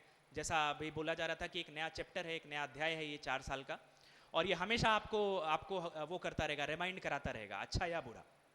हमने किया था अच्छा, हमें अच्छा रिजल्ट मिला, हमने यूटिलाइज नहीं किया तो हम कहीं ना कहीं पछताते रहेंगे। कितने बच्चे यहाँ पे हिंदी मीडियम बैकग्राउंड से हैं या रूरल बैकग्राउंड से हैं? तो आप सबके लिए मेरा एक सुझाव ये रहेगा कि ये जो 4 साल का समय है, जैसा मैंने कहा आपके पास पर्याप्त समय है, इसमें आप अपनी इंग्लिश इंप्रूवमेंट पे ज़रूर ध्यान दीजिएगा। मैंने भी कॉलेज में ही किया था। एक चीज़ मैं और बता दूं, शहडोल ज़िले में एक कस्बा है देवलौंद करके, अभी कुछ लोग अनूपपुर बता रहे थे, वो शायद जान जाए। वहाँ से मैंने अपनी 12वीं पास की थी, 12th पास किया था, हिंदी मीडियम गवर्नमेंट स्कूल से था, मध्य प्रदेश बोर्ड से था, और मैंने भी अपनी इंग्लिश पे कॉलेज में ही जाके काम किया। कॉलेज के 4 साल, यहाँ तक कि उसके बाद भी ये बहुत मतलब बहुत लंबा टाइम लगता है इसको प्रॉपरली इम्प्रूव करने में, उस स्तर पे आने में कि हम जैसे फिर यूपीएससी जैसे एग्जाम्स मैंने इंग्लिश में दिए और इंटरव्यू इंग्लिश में फेस किया, तो उस लेवल तक आने में आपको बहुत 8-10 साल का सफ़र कम से कम लगता है। तो अभी से आप इसमें लग जाएंगे तो मुझे ऐसा लगता है कि 4 साल बाद आप एक ऐसे जगह पे होंगे कि जब इंटरव्यूअर आएँ तो आप उनको कॉन्फिडेंटली फेस कर पाएंगे और अपनी बात इंग्लिश में या जो भी लैंग्वेज है उसमें रख पाएंगे। ये इसलिए आवश्यक होता है, ये कोई लैंग्वेज का कंपैरिजन नहीं है, लेकिन आवश्यक इसलिए है क्योंकि बहुत सारी कंपनीज जो होती हैं वो मल्टीनेशनल कंपनीज होती हैं, कॉर्पोरेट कंपनीज होती हैं, और उनकी रिक्वायरमेंट है, आपको जब ग्लोबल प्लेटफॉर्म या आपको ग्लोबल कस्टमर से डील करना है तो उनकी रिक्वायरमेंट है कि आप ग्लोबल लैंग्वेज या उसमें कम्युनिकेट अच्छे से कर सकें। तो उसके लिए आपको अभी से प्रिपरेशन करेंगे तो it will help a lot. इसी तरह से जब आप किसी आगे एग्जाम्स की तैयारी के लिए जाएंगे तो इंग्लिश इसलिए आवश्यक हो जाती है क्योंकि स्टडी मटेरियल हमें उसमें अच्छा मिलता है, नॉट बिकॉज कि लैंग्वेज का कोई डिफरेंस है, बट स्टडी मटेरियल का डिफरेंस है। आपको अन्य लैंग्वेजेस में उतना अच्छा मटेरियल मिलेगा नहीं जो कि आपको इंग्लिश में मिलेगा। So please prepare your self. ये मैं अभी अपने आप को बड़ा वो मानता हूँ कि मैंने कॉलेज में इतनी मेहनत इस पर की थी कि मुझे उसका बाद में बड़ा एडवांटेज हुआ। तो अगर अभी आप करते हैं तो काफ़ी आपको अच्छा इसका लाभ मिलेगा। इसमें चूंकि मैं ऐसे डिपार्टमेंट से, ऐसे काम से आता हूँ जो आपकी सेफ्टी एंड सिक्योरिटी से कंसर्न है, इसलिए 1-2 पॉइंट मैं इस पे बोलना चाहूँगा। खासतौर से मोबाइल फ़ोन हम में से हर किसी के पास है, राइट? प्लीज़ इसको यूज़ करते समय बड़ा ही केयरफुल रहें। स्पेशली गर्ल्स के लिए ये बताना चाहूँगा कि अपनी कोई भी निजी जानकारी या कोई भी ऐसा प्राइवेट चीज़ें किसी भी सोशल मीडिया प्लेटफॉर्म पे या किसी भी व्यक्ति से शेयर ना करें। अन्य सभी के लिए कॉमन पॉइंट है, इवन प्रोफेसर्स के लिए, कि अपनी कोई भी बैंकिंग संबंधी डिटेल, अपनी अन्य कोई भी निजी जानकारी आप पब्लिक ना करें सोशल मीडिया प्लेटफॉर्म्स पे। आपको तरह तरह के फ़ोन आएंगे समय समय पे कि आपकी लॉटरी लगी है, आपको ये जीत गए हैं, आप OTP बता दीजिए, आप ये जीत गए हैं, मतलब किसी भी तरह से आपको फंसाने का प्रयास किया जाएगा। या अननोन लोग आपको इंस्टाग्राम, सोशल मीडिया आदि पे घेरने की कोशिश करेंगे, आपसे पैसे ऐंठने की कोशिश करेंगे। तो कृपया आपके दिमाग में ये बात रहे कि ये एक प्लेटफॉर्म है, लेकिन जैसा अभी साइंस के बारे में बताया जा रहा था, उसके पॉजिटिव नेगेटिव दोनों हैं। और हमने देखा है कि कई बार बच्चे और बच्चियाँ इसमें ऐसी बुरी तरह फंस जाते हैं। कोई आपको मैसेज करता है सोशल मीडिया पे, आप उसकी बातों में आ जाते हैं, आप उसके बरगलाने में आ जाते हैं, और फिर आपको ऐसे वो फंसा लेता है कि हमारे पास कोई निकलने का रास्ता नहीं मिलता। हमारे पास तमाम तरीके की ऐसी शिकायतें आती हैं और बहुत कॉम्प्लेक्स नेचर की शिकायतें आती हैं। तो प्लीज़ बहुत ज़्यादा केयरफुल रहें, अपनी जानकारियों को प्राइवेट रखें, पब्लिक प्लेटफॉर्म पे अननेसेसरी चीज़ें शेयर ना करें। विशेष तौर पे गर्ल्स अपनी कोई भी प्राइवेट चीज़ या ऑडियो वीडियो, इस तरह की कोई भी चीज़ें, फोटोग्राफ्स किसी भी अननोन व्यक्ति से साझा ना करें। कोई भी व्यक्ति अगर आपसे बैंकिंग संबंधी या फाइनेंस मैटर्स पे फ़ोन पे बात कर रहा है तो फ़ोन पे कृपया आपको उससे बात करने की ज़रूरत नहीं है। कोई भी बैंक या कोई भी संस्थान या कोई भी पुलिस या साइबर सेल या क्राइम ब्रांच कोई भी आपसे फ़ोन पे आपका कोई डिस्पोजल नहीं करता है। वो कई बार अलग अलग, मैं आर्मी से बोल रहा हूँ, मैं पैरामिलिट्री से बोल रहा हूँ, मैं क्राइम ब्रांच से बोल रहा हूँ, आपका ये हो गया है, आपका ये पार्सल पकड़ाया है। कृपया किसी के झांसे में ना आए, ये सब फ्रॉड हैं। और सिर्फ आप पहली आवाज़ से ही समझ जाएंगे कि ये गड़बड़ व्यक्ति है, ये फ्रॉड है। इमीडिएटली फ़ोन काटिए और उसको ब्लॉक करिए, इसके झांसे में मत आइए प्लीज़। और अगर आप सब इस बात से बचे रहते हैं तो मुझे ऐसा लगता है कि आज का ये मेरा बोलना काफ़ी हद तक सार्थक हो जाएगा। ये बात जो हमारे प्रोफेसर्स हैं एंड सीनियर्स हैं उनके लिए भी इक्वली एप्लीकेबल है, क्योंकि आपकी भी हार्ड अर्न मनी है, सेविंग्स हैं, और वो पल भर में गायब हो सकती है। तो please be very aware while using social media या फाइनेंस मैटर्स या जो भी इस तरीके की चीज़ें हैं। दूसरा, बच्चों की पर्सनल सेफ्टी का विषय है। कॉलेज में आके हम लोग सोचते हैं कि आज़ाद हो गए, घर से बाहर निकले, अचानक से पंख निकल आए, अब कोई टोकने वाला नहीं, कोई बोलने वाला नहीं। इसमें अपनी पर्सनल सेफ्टी को कॉम्प्रोमाइज़ मत करिए। अगर कोई काम हमको करना है, उसकी आवश्यकता है, नेसेसिटी है, हमको उसको सर्टेनली करना चाहिए, but do not take unnecessary risk that is not required. लोग कहते हैं कि ये होना चाहिए, सब सुरक्षित होना चाहिए, ऐसा होना चाहिए। ये बताइए, क्या पूरे लोग दुनिया के अच्छे हो सकते हैं? क्या दुनिया से बुराई गायब हो सकती है? अच्छाई का महत्व ही तब तक है जब बुराई उसके साथ साथ चलेगी। दिन का महत्व तभी है जब रात साथ में होगी। तो दुनिया में अच्छे लोग भी मिलेंगे, बुरे लोग भी मिलेंगे, समाज में सब रहेंगे। हमारे ऊपर है कि हम अपने आप को किस तरीके से कैरी ऑन करते हैं और किस तरह से हम अपने को आगे बढ़ाते हैं कि हम उनके झांसे में, उनके बरगलावे में या उनकी बातों में ना आए। हम अपने आप को किसी अननेसेसरी रिस्क या डेंजर में ना डालें, क्योंकि लाइफ इतनी बड़ी नहीं है कि आप खुद गलती करें और फिर उससे सीखें।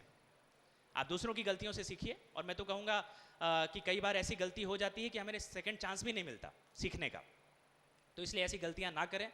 अपनी पर्सनल सेफ्टी, जैसे एक चीज़ बताऊँ, कॉलेज के बच्चे अक्सर करके जो झरने होते हैं या ऐसे बहाव वाली जगह होती हैं वहाँ पे जाते हैं अक्सर करके वीकेंड पे, क्योंकि कोई रोकने वाला नहीं होता और कई बार घटनाएं हो जाती हैं। आपके घर वालों को भी पता नहीं होता, किसी को पता नहीं, आप एंजॉय करने गए, आपको लगता है नहीं यार क्या होता है, हम फ्री हैं, हम आज़ाद हैं, और एक घटना हो जाती है और जैसा मैंने कहा हमें सुधरने का या उस घटना से सीख लेने का भी मौका नहीं मिलता। अभी मेरे साथ जिला कलेक्टर बैठे हैं, एक ही दिन में हमारे यहाँ 3 घटनाएं हुई थी और 5 लोग डूबे थे। अभी की बात है 8 तारीख की। ऐसी घटनाएं होती हैं और लोग जानबूझ के ऐसी गलतियां करते हैं। भोपाल के एक डॉक्टर साहब आए, यहाँ पे छोटी पचमढ़ी करके एक फॉल है, वहाँ पे गार्ड लगा हुआ था, उस गार्ड ने रोका भी उनको कि मत जाइए, आगे जाना प्रतिबंधित है। तो वहाँ से वापस जाके वो दूसरे जंगल के रास्ते से चले गए वहाँ पे, और फिर वो वापस नहीं आए। तो प्लीज़ जो कोई प्रतिबंध लगाता है या कोई चीज़ की जाती है वो आपकी सुरक्षा, आपके भले के लिए है। अगर एक ट्रैफिक पुलिसकर्मी भी आपको रोकता है कि आप हेलमेट लगा लीजिए, तो आपकी जान की सुरक्षा के लिए बोलता है, ना कि ये कि आपको हमें कोई ट्रैफिक टारगेट पूरे करने हैं या ऐसा कुछ है। वो आपकी जान की सुरक्षा के लिए बोलता है। तो कृपया अपनी पर्सनल सेफ्टी को ध्यान में रखिए। एक और बात बताना चाहूँगा, यहाँ एक रेप्यूटेड कॉलेज है आप ही के जैसा, वहाँ के 2 बच्चे अपने दोस्तों से उन्होंने मोटरसाइकिल ली, रात के 12-1 बजे खाने निकले, साथ में अन्य चीज़ें भी रहीं, वापस आ रहे थे, एक्सीडेंट हुआ और दोनों बच्चे डेथ हो गई। उनमें से एक बच्चा एक पुलिसकर्मी का ही बच्चा था, जो कि अब रिवर्ट नहीं हो सकता। तो हम ऐसा क्यों करते हैं कि हम रात के 12-1 बजे हमें खाने निकलना है, वो भी फिर हम जाके ड्रिंक भी कर रहे हैं और चीज़ें कर रहे हैं, ओवर स्पीडिंग कर रहे हैं। सो प्लीज़ वो अगर आपको जेन्युइन भूख लगी है रात के 12 बजे, निश्चित तौर पे खाना खाइए, लेकिन जैसा मैंने कहा वो रिस्क जिसकी रिक्वायरमेंट नहीं है या नेसेसिटी नहीं है या जिसको हम अवॉइड कर सकते हैं या हमारे लिए जो खतरनाक है उसको हम अवॉइड करें। ये बातें मैं इसलिए कह रहा हूँ क्योंकि रोज़ हमारे पास ऐसे मैटर्स आते हैं जब हम देखते हैं यार कि किस तरीके की लापरवाही थी, और शायद अगर ऐसा नहीं किया जाता तो आज एक मानव जीवन हमारे सामने सुरक्षित होता, एक परिवार सुरक्षित होता। तो प्लीज़ मेरी बातों को आप थोड़ा सा ध्यान में रखिएगा। आपके सामने 4 साल हैं, एन्जॉय इट, लिव इट, जितना हम इसको यूटिलाइज कर सकते हैं, इम्प्रूव योर सेल्फ। आप सब अलग अलग बैकग्राउंड से आए हैं, लेकिन अब सब एक कॉमन जगह पे हैं। SATI एक बहुत ही रेप्यूटेड और इस्टेब्लिश्ड इंस्टीट्यूट है, आप सब लकी हैं, भाग्यशाली हैं। और स्ट्रीम के बारे में मैंने बता ही दिया, सारे डाउट मन से निकाल दीजिए, आप बेस्ट स्ट्रीम आपने चूज़ की है, just proceed with it and do justice with it. And मेरी बहुत बहुत शुभकामनाएं, आप सब अच्छा करें। और जैसा कि SATI का एक बहुत गौरवशाली इतिहास रहा है यहाँ के एलुमनाइज का, एलुमनस का, उसी तरीके से आप भी अच्छे मुकाम पे पहुँचें, अच्छी जगह पे पहुँचें, भविष्य में अपने परिवार का नाम रोशन करें। मेरी बहुत बहुत शुभकामनाएं। जय हिंद, जय भारत।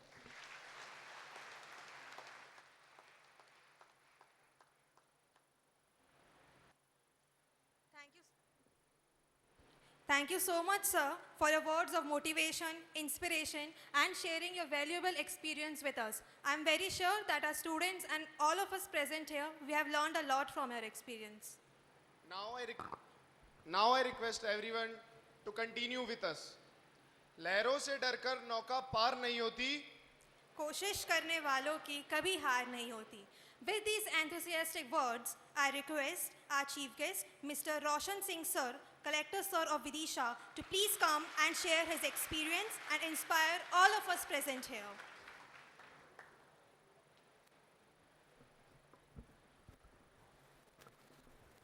आज इस इंडक्शन प्रोग्राम में उपस्थित जिले के SP Shri Deepak Shukla ji, director YK Jain साहब, मैप कॉस्ट के DG कोठारी जी, कॉलेज के सभी deans, HODs and organising committee के सभी मेंबर्स, जो काउंसलिंग जो इंडक्शन प्रोग्राम यहाँ पे रखा गया है उसको ऑर्गेनाइज करने वाले सभी वॉलंटियर्स एंड फर्स्ट ईयर के सभी बच्चों। First of all, I must congratulate you all for getting admission to this prestigious institute. आप सभी का इस महान संस्था में स्वागत है।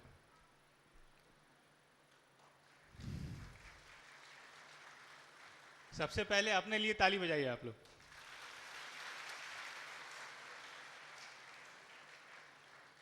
सभी लोगों ने कॉलेज ज्वाइन किया है कितने दिन पहले? 4 दिन पहले।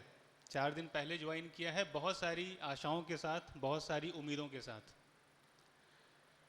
ना सिर्फ अपनी उम्मीदें और आशाएं, अपने पेरेंट्स की, अपने परिवार की, एक्सटेंडेड फैमिली की और रिश्तेदारों की। तो पहले तो मैं अभी बताऊंगा कि रिश्तेदारों को तो क्या करेंगे? भूल जाएंगे। ठीक है, अपने पेरेंट्स एंड जो फैमिली है उसके एस्पिरेशंस का, उसकी आशाओं का ज़रूर ध्यान रखना होगा आपको। एंड सभी लोग अभी कुछ बच्चों ने इंटरेक्ट किया, उससे हमें पता चला सभी बच्चे मध्य प्रदेश के अलग अलग ज़िलों से, अलग अलग रीजन से आए हुए हैं। कुछ बच्चे मध्य प्रदेश से बाहर के भी हैं क्या? कोई बच्चा बताएगा कहाँ से हैं? जोर से।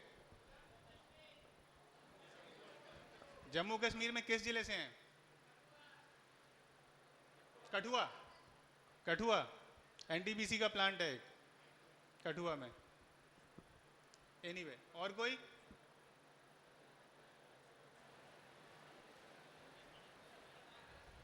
बनारस। तो अच्छा, कितने लोग पहली बार अपने घरों से निकल बिहार से हॉस्टल्स हूँ, में रहने आएंगे? डिस्ट्रिक्ट कटिहार। कटिहार से हैं, वेरी जी। गुड। कितने लोग पहली बार हॉस्टल्स में रहने आ रहे हैं? Very good.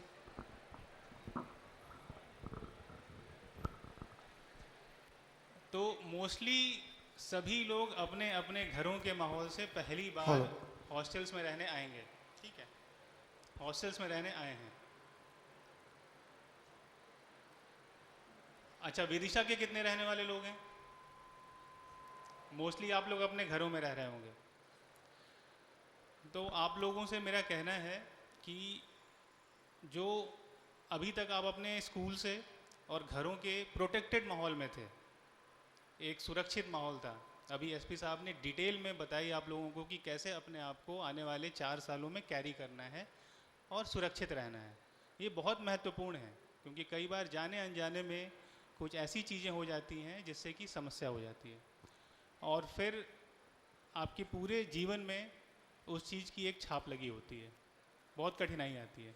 तो एक चीज़ ध्यान रखेंगे कि आपकी जो घर से जो निकलने की जो आज़ादी है उसके लिमिटेशंस हैं, कुछ रूल्स हैं, रेगुलेशंस हैं, उसमें आप लोगों को रहना है, जिससे कि आगे का जीवन आपका सरलता से बीते। आज एक और शुभ संयोग है, मैपकॉस्ट और SATI के बीच एक MOU हुआ है। मैं चाहूँगा कि दोनों संस्थाएं इस MOU के तहत जो भी गतिविधियां हैं उसमें ज़्यादा से ज़्यादा आप लोगों को शामिल करें और आप लोगों को भी नए तरीके का एक्सपोजर मिले। आप सभी लोग जो कॉलेज में एडमिशन लिए हैं उनके अलग अलग उम्मीदें होंगी, अलग अलग लक्ष्य होंगे। कोई सिविल सर्विसेज में जाना चाहता होगा, कोई मास्टर्स करने वेस्टर्न कंट्रीज़ में जाना चाहता होगा, कोई जॉब 4 साल के बाद प्लेसमेंट लेना चाहता होगा, कोई रिसर्च करना चाहता होगा। कितने लोग रिसर्च करना चाहते हैं? किसी ने सोचा है क्या? रिसर्च वाले बच्चे जरा हाथ उठाएं। फैकल्टी नहीं देख रही, आपको चिंता मत करिए। रिसर्च के लिए अभी किसी ने नहीं सोचा है। कितने लोग प्लेसमेंट लेना चाहते हैं? मोर देन 50% लोग प्लेसमेंट लेना चाहते हैं। कितने लोग सिविल सर्विसेज ज्वाइन करना चाहते हैं? ये भी एक साइजेबल नंबर है। कितने लोग MBA करना चाहते हैं? MBA करने वाले भी लोग हैं। मैं इसलिए ऐसा पूछ रहा हूँ कि जब मैं कॉलेज में गया था आज से 20 साल पहले, जैसा एसपी साहब बता रहे थे, आज से 20 साल पहले मैं IIT कानपुर के इसी प्रकार के हॉल में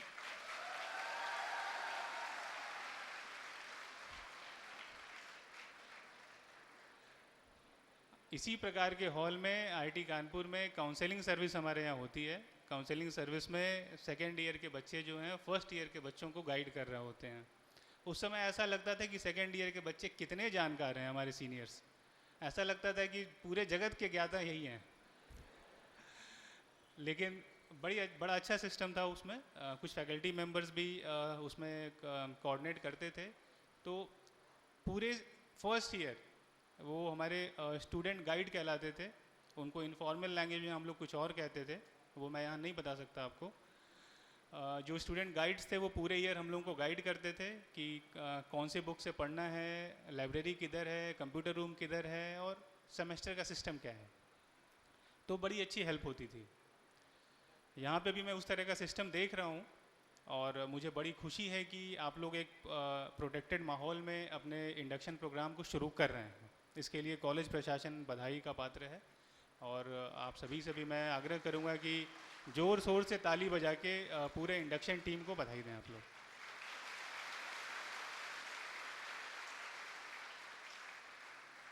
इसी से जुड़ा हुआ, चूँकि मैं जिला प्रशासन को हेड कर रहा हूँ यहाँ पे, तो कुछ काम की बातें भी बता दूँ। सभी को ध्यान रखना है कि किसी भी प्रकार की अगर कोई रैगिंग की गतिविधि हो रही है, उसको स्ट्रिक्टली नो करना है और रिपोर्ट करना है। हर संस्था में होता है, यहाँ पे भी एक सिस्टम होगा, कॉल नंबर्स होंगे एंड हेल्पलाइन होंगे और फैकल्टी के मेंबर्स भी उसके लिए होंगे आपके पास।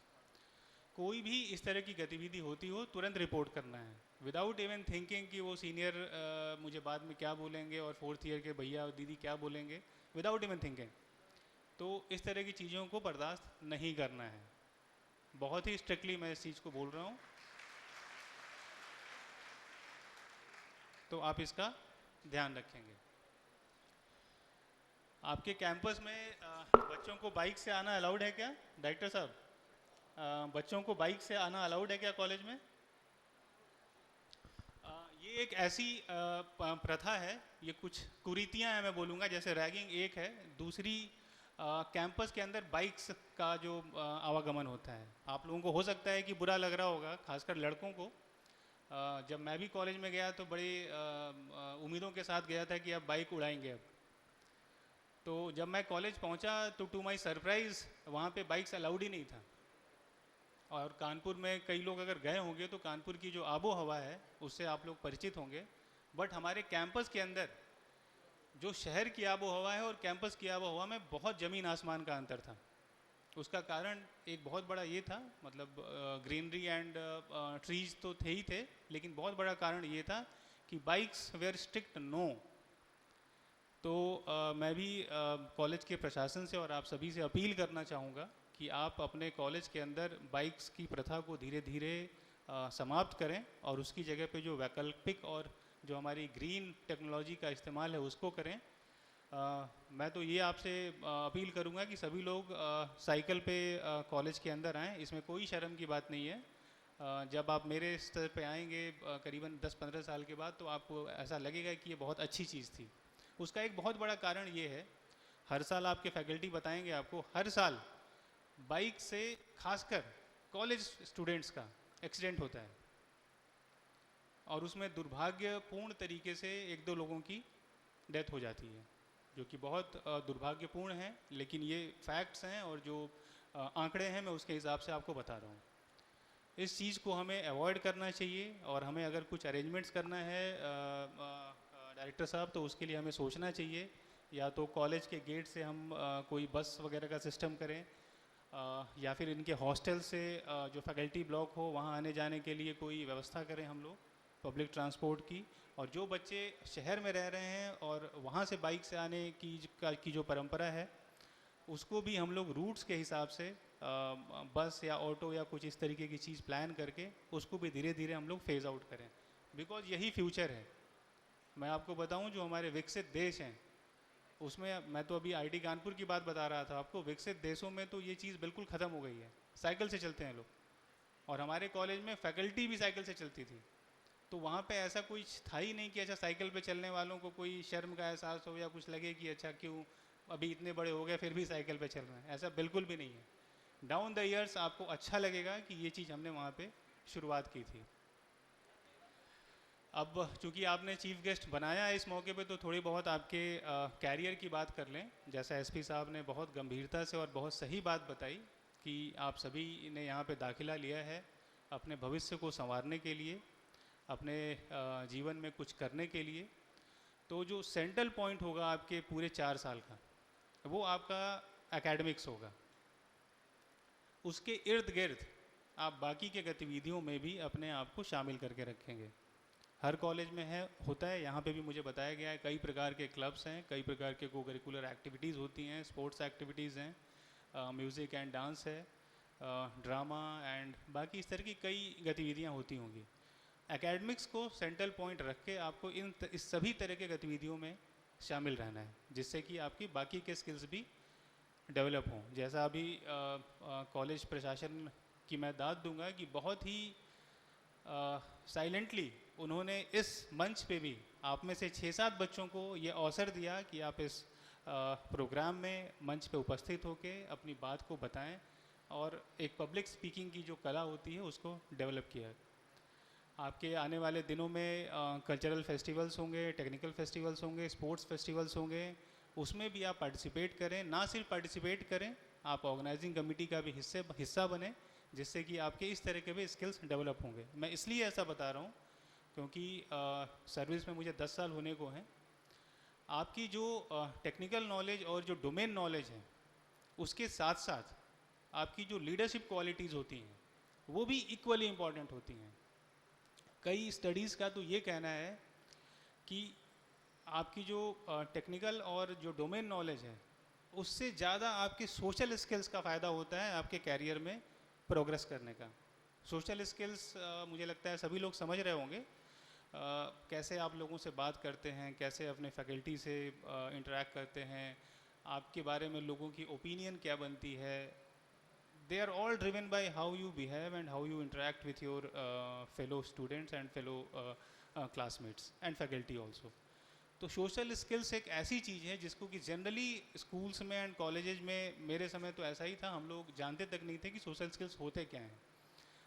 अब की स्थिति मुझे पता नहीं है, लेकिन मैं इस चीज़ को हाईलाइट करना चाहूँगा कि सोशल स्किल्स ज़रूर आप उस पर ध्यान दें, क्योंकि मुझे पूरा भरोसा है कि टेक्निकल नॉलेज और जो डिग्री और जो आपके सेमेस्टर में जो सिलेबस होगा वो तो आप पढ़ेंगे ही पढ़ेंगे, बट सोशल स्किल्स का खासकर आप ध्यान रखें। डायरेक्टर साहब से भी मैं आग्रह करूंगा कि इस तरह की चीज़ों के लिए भी आप लोग ओरिएंट किया करें, और कोई सेशंस हों, उस तरह की चीज़ें हों तो आप उसको यहाँ पे किया करें। एक और बात एसपी साहब ने बड़ी अच्छी बताई थी, डिग्रियाँ वालों की कमी नहीं है, खासकर इंजीनियरिंग में। अपने आप को कैसे रेलेवेंट बना के रखना है, कैसे एम्प्लॉयबल बना के रखना है, उसके बारे में हमें सोचना चाहिए। मीनिंग, हर बच्चे की अपनी अलग सोच होती है, अपना अलग इंटरेस्ट होता है किसी भी चीज़ में। आप में से कोई कंप्यूटर साइंस में होगा, कोई इलेक्ट्रॉनिक्स में होगा, कोई मैकेनिकल में होगा, कोई सिविल में होगा, जो कि चाहते या ना चाहते हुए भी उस ब्रांच में, उस डिसिप्लिन में आ गया है। अब आप भूल जाएं कि आप किस डिसिप्लिन में हैं, किस ब्रांच में हैं। मैं सिविल इंजीनियर हूँ, एसपी साहब कंप्यूटर साइंस इंजीनियर हैं।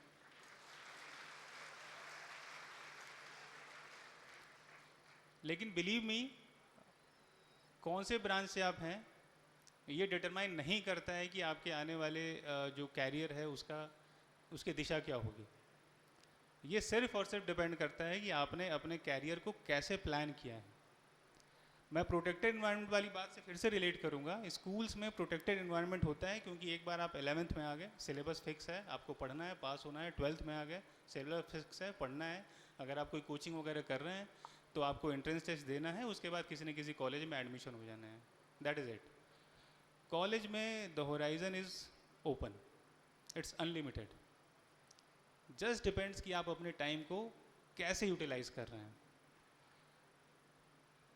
उस समय हम लोगों के समय सिर्फ कंप्यूटर के लैंग्वेजेस की बात होती थी, कोई प्रोग्रामिंग करता था, कोई डेटा एनालिटिक्स करता था। आज के डेट में एआई की बात होने लगी है, एआई के न्यूमरस एनालिटिक्स आ गए हैं। तो वो सिविल का भी बच्चा सीख सकता है, कंप्यूटर साइंस को तो पढ़ना ही पढ़ना होगा, इलेक्ट्रॉनिक्स को तो पढ़ना ही पढ़ना होगा। इट डिपेंड्स कि आपका इंटरेस्ट क्या है।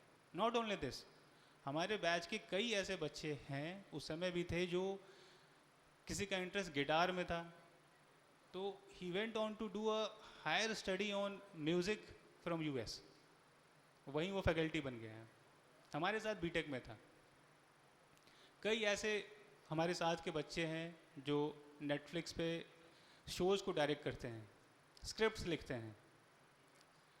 तो इट डिपेंड्स कि आपकी सोच क्या है और आप कहाँ जाना चाहते हैं। लेकिन ये ज़रूर ध्यान रखिएगा कि अपने ड्रीम्स को फॉलो करने में, अपनी सोच को आगे बढ़ाने में आप अपने सेमेस्टर में फेल मत कर जाइएगा। सेमेस्टर में फेल करने से आपका जो कॉलेज का टाइम है वो बढ़ता है, फिर आपको अपने घर वालों को जवाब देना पड़ता है, और ये बहुत ही एक अनप्लीजेंट चीज़ होती है। और मुझे ऐसा लगता है कि अगर आप क्लासेस अटेंड करते हैं, जो कि मैं अपने और अपने साथियों के एक्सपीरियंस से बता सकता हूँ, अगर आप क्लासेस अटेंड करते हैं तो कोई बच्चा फेल हो नहीं सकता है। क्लासेस कितने बजे स्टार्ट होती हैं यहाँ पे? 10 बजे कि 8 बजे? 10 बजे। तब तो बहुत इजी है। हमारी क्लासेस 8 बजे अटेंड शुरू होती थी, 8 बजे शुरू होती थी और हम लोग लेट नाइट तक कभी कंप्यूटर गेम्स खेलते थे, तो कभी मूवी देखते थे, तो कभी एग्ज़ाम्स की तैयारी करते थे। और फिर सुबह 8 बजे क्लास में पहुंचते ज़रूर थे, भले ही वहाँ बैठ के झपकियाँ लेते थे और नोट्स में आधा अधूरा नोट्स बनता था, लेकिन एग्ज़ाम के टाइम वही काम आता था। नॉट टू से कि आप लोग रात को जगें इतनी देर तक, बट क्लासेस ज़रूर अटेंड करें, क्योंकि उससे आपको पता चलता है कि एग्ज़ाम्स में आने क्या वाला है। And I am pretty sure कि अटेंडेंस के भी मार्क्स होंगे, तो उसमें भी फ़ायदा होता है आपको। तो क्लासेस अटेंड ज़रूर करें। उसके अलावा आप अपने समय को कैसे उपयोग करते हैं वो आपके ऊपर है। एक और चीज़, एक आदत होती है इस स्टेज पे आके कि अपने आप को हम लोग रूम्स में कन्फाइन कर देते हैं।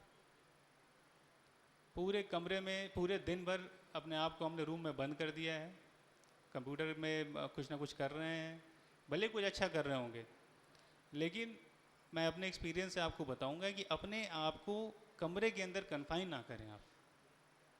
आप लोगों से मिलें, अपने विंग, हम लोग कॉलेज में अपने आसपास के लोगों को विंगमेट्स बोलते थे, विंगमेट्स से मिलें, अपने जो ब्रांच के लोग हैं उनसे इंटरेक्ट करें, अपने जो हॉस्टल के लोग हैं उनसे इंटरेक्ट करें, लेकिन अपने आप को अपने रूम्स में कन्फाइन ना करें। इसी चीज़ से एक और चीज़ का ख्याल आया है, खासकर आप अपने आसपास अपने दोस्तों का ख्याल ज़रूर रखें। कई बच्चों का ऐसा नेचर होता है कि वो कम बोलते हैं, किसी से अपनी बात नहीं बताते हैं, भले उनको क्लासेस में दिक्कत आ रही हो या फैमिली में कोई इशू हो, कई बार अपने बात को बताते नहीं हैं वो। तो आपको ये भी ध्यान रखना है कि कोई बच्चा ऐसा तो नहीं है जो अंदर ही अंदर कुछ परेशान है, कोई डिप्रेशन जैसी स्थिति क्रिएट हो रही है। तो आप ध्यान रखेंगे, ऐसे बच्चों से, ऐसे स्टूडेंट से ज़रूर इंटरेक्ट करेंगे।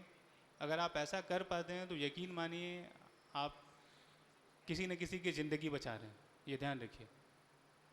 एक और कॉन्सेप्ट है giving back to the society.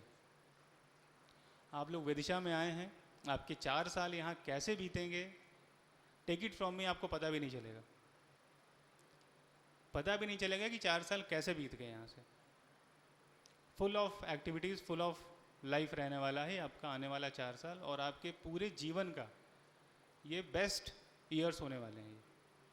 जो ईयर्स आपके कॉलेज स्कूल में बीते हैं और आने वाले प्लेसमेंट या जो भी आप करेंगे जीवन में, उन सब का मिला के मैं बता रहा हूँ कि आपके बेस्ट 4 ईयर्स लाइफ के ये रहने वाले हैं। इसलिए मैं कह रहा था कि अपने आप को आप कमरे के अंदर कन्फाइन ना करें, make full use of these 4 years. कई गतिविधियों में मैं चाहूँगा कि आपकी एनर्जी और आपकी का जो उत्साह है उसका उपयोग हो। विदिशा एक बहुत बड़ा ज़िला है और यहाँ के कई ऐसे गांव हैं जो बहुत दूरस्थ हैं, जहाँ पे कि शासन की जो योजनाएं होती हैं, जो हमारे फॉर्मल एजुकेशन का सिस्टम है, वो थोड़ा कम रह जाता है। मैं चाहूँगा कॉलेज के माध्यम से कि सप्ताह में 1 दिन या महीने में 1 दिन आप सभी को लेके किसी ऐसे रिमोट जगह पे हम लोग जाएं, किसी गांव में जाएं, वहाँ के जो स्कूल गोइंग किड्स हैं उनसे इंटरेक्ट करें, और आप एक संकल्प लें कि उस गांव के बच्चों की पढ़ाने की जिम्मेदारी हमारी रहेगी। उसमें आपका कुछ लगना नहीं है, आपका सिर्फ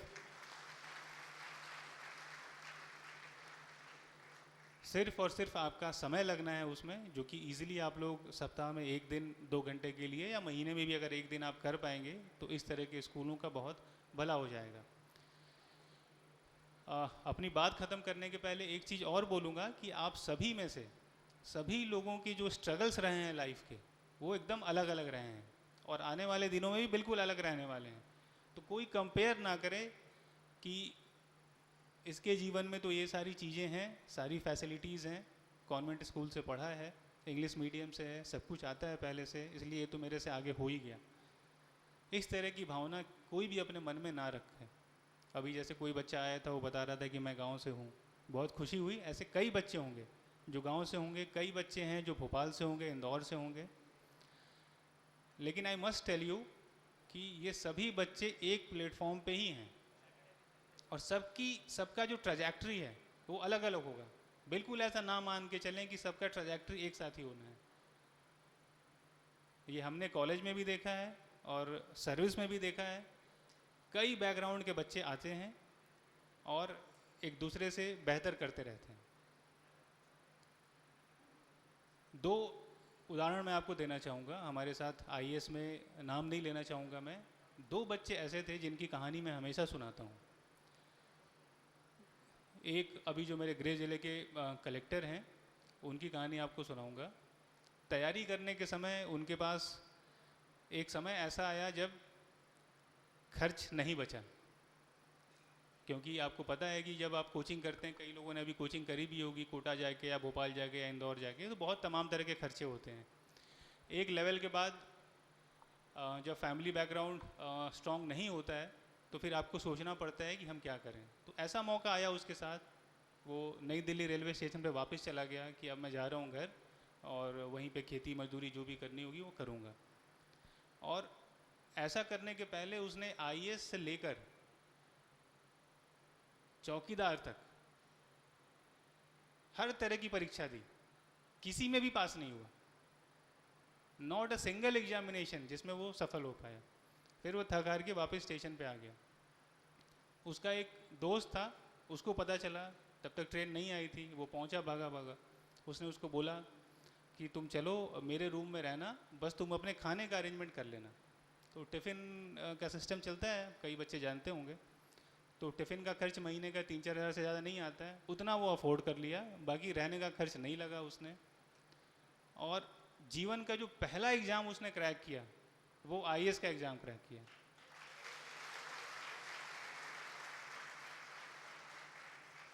सीधे आईएएस बना। आईएएस बना, होम कार्डर मिला उसको, और पिछले 4 वर्षों से वो अभी डीएम है। मैं ये कहानी इसलिए बता रहा हूँ क्योंकि कई बार परिस्थितियाँ ऐसी आएंगी जीवन में जब आपको लगेगा कि अब तो सब कुछ ख़त्म, अब वापस चलें। इस तरह के मौके सभी के जीवन में आते हैं, लेकिन जो एक होप है, जो एक उम्मीद है, और जैसे मैंने बोला कि उसके जीवन में उसका मित्र वो फरिश्ता बन के आया, आप भी किसी के फरिश्ता बने। और इस तरह के जब मौके आते हैं तो उम्मीद बना के रखें कि आपकी मेहनत, लगन से और ईश्वर के आशीर्वाद से ज़रूर कुछ ना कुछ अच्छा होगा। दूसरा उदाहरण भी इसी प्रकार का है। हमारे साथी एक हैं जो एटीएम के जो वो रूम होते हैं, एटीएम के जो कमरे होते हैं, वहाँ पे सिक्योरिटी गार्ड का काम करते थे वो। मतलब ऐसी स्थिति की थी, सिक्योरिटी गार्ड के रूप में काम करना पड़ा उनको, लेकिन उन्होंने उसको ऑफिसर के रूप में बदल दिया। वहाँ पे ड्यूटी करते करते वो पढ़ाई करते रहे, वहाँ पे कुर्सी पे बैठ गए, लाइट्स वगैरह होती हैं, एसी भी चलता है उसमें, पढ़ाई करते रहे वो, पढ़ाई करते रहे, और आज हमारे साथ वो आईएएस हमारे बैच में है वो। तो ये 2 उदाहरण मैं आपको बता रहा हूँ जो कि हमें प्रेरित करता है कि परिस्थितियाँ कितनी कठिन हों, लेकिन हमें अगर लक्ष्य हमने सोच लिया है, जैसा अभी कोठारी जी भी बता रहे थे, अगर हमने संकल्प कर लिया है तो सिद्धि ज़रूर मिलेगी। ज़रूरत है सिर्फ हमें अपने मेहनत करते जाने की। और एक और चीज़ है कॉन्फिडेंस। कॉन्फिडेंस होना भी उतना ही इम्पॉर्टेंट है, क्योंकि मैंने शुरू में जितने नाम लिए रिश्तेदारों के, वो आपका कॉन्फिडेंस टेस्ट करेंगे। वो आपके पेरेंट्स से बार बार पूछेंगे कि बच्चा गया था इंजीनियर बनने, ये करने, क्या हुआ उसका, कितना पैकेज मिल रहा है। कई लोगों ने तो अभी पूछना शुरू कर दिया होगा आपके पेरेंट्स से कि बच्चे को कितना पैकेज मिलेगा। तो ये जो इस तरह की चीज़ें जो होती हैं वो आपके कॉन्फिडेंस को हिलाने का प्रयास करती हैं। आप कॉन्फिडेंट रहें कि आप मेहनत करेंगे, आपके अंदर काबिलियत है, यहाँ तक आप आएँ तो निश्चित रूप से काबिलियत पे तो किसी को शक है नहीं, तो आपके अंदर काबिलियत है, मेहनत करेंगे, फोकस्ड रहेंगे, तो निश्चित रूप से जो भी आपने जीवन में सोचा है वो ज़रूर पाएंगे आप। 2 बातें और बताना चाहूँगा आपको। मैं अपने 2 फैकल्टी मेंबर्स से बहुत ही प्रभावित रहता हूँ। एक प्रोफेसर सुधीर जैन हैं जो आईआईटी गांधीनगर के डायरेक्टर बने थे, उसके बाद आजकल वो बीएचयू के वीसी हैं। तो मेरा सौभाग्य है कि मैं उनका स्टूडेंट रहा और मैं उनसे बात भी करता रहता हूँ, मिलता भी रहता हूँ।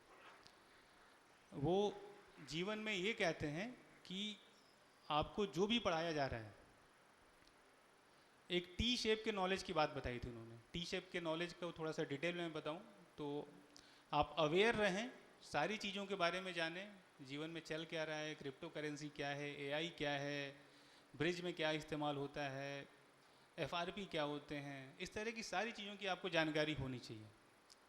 प्लस जो आपका कोर फील्ड है, कोई इलेक्ट्रॉनिक्स का व्यक्ति है, इलेक्ट्रॉनिक्स में भी कई सारी चीज़ें स्पेशलिटीज़ आगे जाएंगे तो आपको मिलेगा, कोई कंप्यूटर्स का बंदा है, जो आपका कोर है उसमें आपको वो टी का जो बार है, जो लेग है, उस प्रकार से आपको डीप नॉलेज होनी चाहिए पूरी। तो जो चीज़ आप जिसके आप एक्सपर्ट हैं उस चीज़ को आपको पूरी नॉलेज होनी चाहिए, कोई भी आपको चैलेंज ना कर सके, और बाकी चीज़ों की भी आपको समान रूप से नॉलेज होनी चाहिए, उस पर फोकस करिएगा आप लोग। दूसरा वाक्य मैं बताना चाहूँगा प्रोफेसर CVR मूर्ति का, ये IIT कानपुर में मेरे प्रोफेसर थे और उसके बाद IIT जोधपुर के डायरेक्टर बने थे, अभी IIT हैदराबाद में शायद हैं। इनका कहना था कि जब आप कॉलेज में हो, किसी न किसी एक चीज़ में आपको मास्टर होना चाहिए, चाहे आप अपनी पढ़ाई में हो, चाहे आप स्पोर्ट्स में कोई ना कोई एक गेम पकड़ के वहाँ पे आप कम से कम कैप्टन रहो या टीम में रहो या कुछ ना कुछ अच्छा करो, या फिर कल्चरल एक्टिविटीज़ में कोई डांस करता है, कोई सिंग करता है, कोई इंस्ट्रूमेंट्स में करता है, या फिर आप अपने लीडरशिप स्किल्स से कुछ ना कुछ करते रहो, जैसा ऑर्गेनाइजिंग कमिटीज़ के आप कोऑर्डिनेटर होते हो या मेंबर होते हो। तो अपने इस 4 साल के स्टे में कुछ ना कुछ आप ज़रूर करिए, जिससे कि आप जब वापस देखें तो आप अपने समय को यहाँ पे याद करें। एक और बात, आपका जो एलुमनाई नेटवर्क है वो बहुत रिच है। अभी थोड़े दिनों पहले ही किसी बैच का रीयूनियन हुआ था, मैं पेपर में पढ़ रहा था, आपके सभी सीनियर्स किसी न किसी अच्छी जगह पे हैं, तो एलुमनाई नेटवर्क से कनेक्ट करके रखें। तो जो मैं सोशल स्किल्स की बात कर रहा था वो भी इसी से रिलेटेड है। आने वाले दिन में आपको प्लेसमेंट में जाना होगा या किसी को रिकमेंडेशन लेटर चाहिए होगा मास्टर्स के लिए, या इस तरह की कोई भी चीज़ होगी, उसमें ये एलुमनाई नेटवर्क बहुत यूज़ आएगा आपको, तो उनसे कनेक्टेड रहें। बहुत सारी बातें आपको बताई, आने वाले समय में भी मैं चाहूँगा कि आप लोगों से इंटरेक्शन बना रहे। और एक बार फिर आप सभी को और आपके पूरे परिवार को आपके इस जीवन के नए शुरुआत के लिए बहुत बहुत शुभकामनाएं, और आशा करता हूँ कि आप अपने 4 साल को बहुत अच्छा बिताएंगे। You will have a good time in this college eight Vidisha. Thank you very much.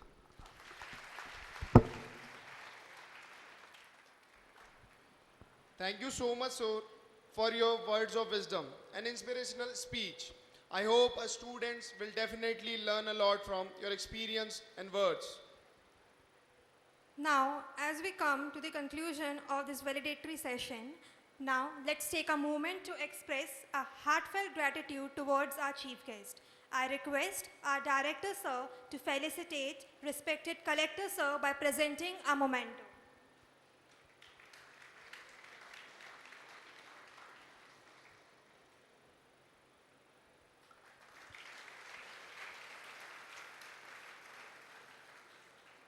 Thank you so much, sir.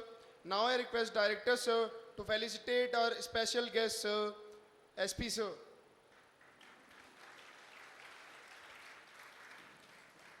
Thank you, sir. Now I request our director, sir, again to felicitate our special guest, Dr. Anil Kothari, sir. Let's give them a huge round of applause. Thank you, sir. Now I request Dr. D.K. Sakya, sir, to extend vote of thanks.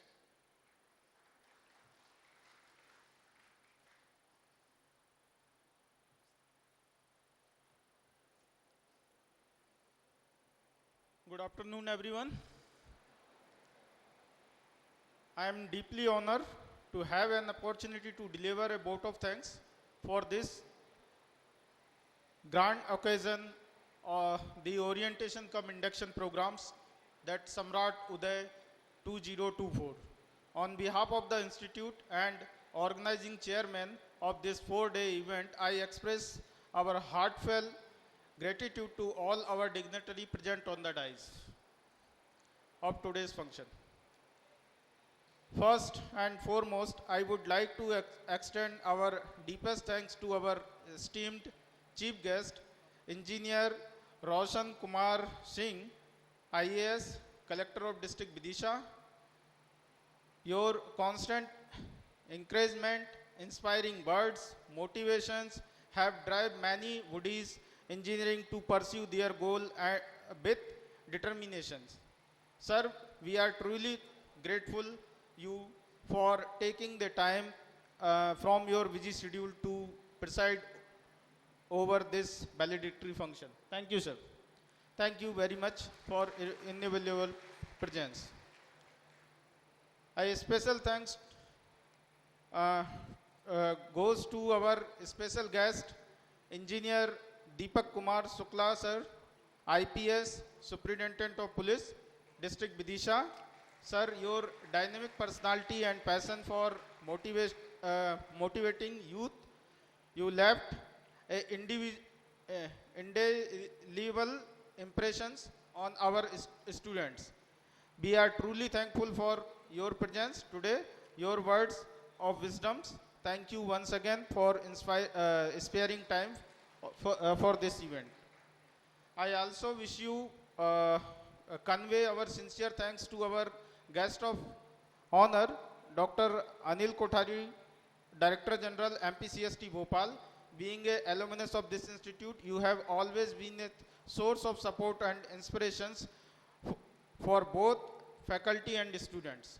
Your presence today has undoubtedly uplifted the spirit of first-year student. Thank you, sir, for your continuous encouragement and sharing time with us. And we looking forward to your support in future events also. A huge vote of thanks to our heartfelt director, sir, Dr. Y.K. Jain, sir, for his unbearing support, guidance throughout the planning, execution of this program. Sir, your leadership, your prompt decisions, constant encouragement have been backbone of this event. Without your help, this event would not have been possible. Thank you, sir. Thank you very much. I use a vote of thanks, Dr. Ashish Manoria, the organizing chairman of this program, for his tireless effort and dedications in making this event a success. Sir, your meticulous planning and securing approval to coordinate with speakers, guests has been pivotal. We are sincerely grateful for your leadership and involvement. Thank you very much. And lastly, I would like to express my gratitude to all HODs, faculty members, staffs who work behind the scene to ensure the smooth functioning of this event. A special mention, special mentions to our organization team, Professor Veena Datar, Professor Seena Kumar, Professor Nikhil Mohan, Professor Sunil Joshi, Registrar Prabir Karkare, our social media coordinator, Professor Abhishek Jain, along with their photographic team, Miraj, for their exceptional work in covering this event and capturing memorable moment. I would like to thank our supporting staff, Mr. J.K. Singh, Mr. Prakash Panthi, Mr. K.K. Bansal, Pahalwan, Dinesh, Lalu, and others, and apologize if I missed mention anyone's name. Your contribution is deeply appreciated. In conclusion, I thank everyone who have been part of this Samrat Uday 2024 and help make a grand success. Once again, thank you all. Thank you very much. Have a wonderful day.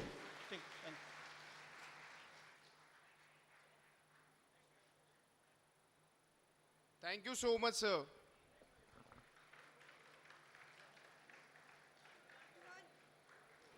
To our new students, once again, congratulations on becoming a part of this vibrant community. The journey ahead is full of learning, discovery, and growth. Thank you, everyone.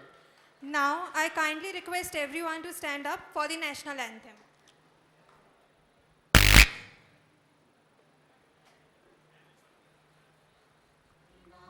जय हे भारत भाग्य विधाता पंजाब सिंध गुजरात मराठा द्राविड उत्कल बंगा विंध्य विन्ध्य हिमाचल यमुना गङ्गा उच्चल जलधितरङ्गा तव शुभ नामे जागे तव शुभ आशिष मागे गाहे तव जय गाथा जनगण मंगलदायक जय हे भारत भाग्य विधाता जय हे जय हे जय हे जय जय जय जय हे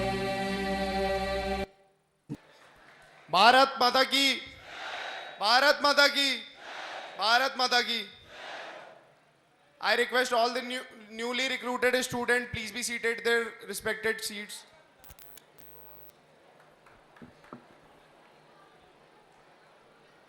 I request all the volunteers to make sure that the students of first year are on their respective seats and maintaining the decorum. There is an announcement for all of you first year students to keep remain sitting here.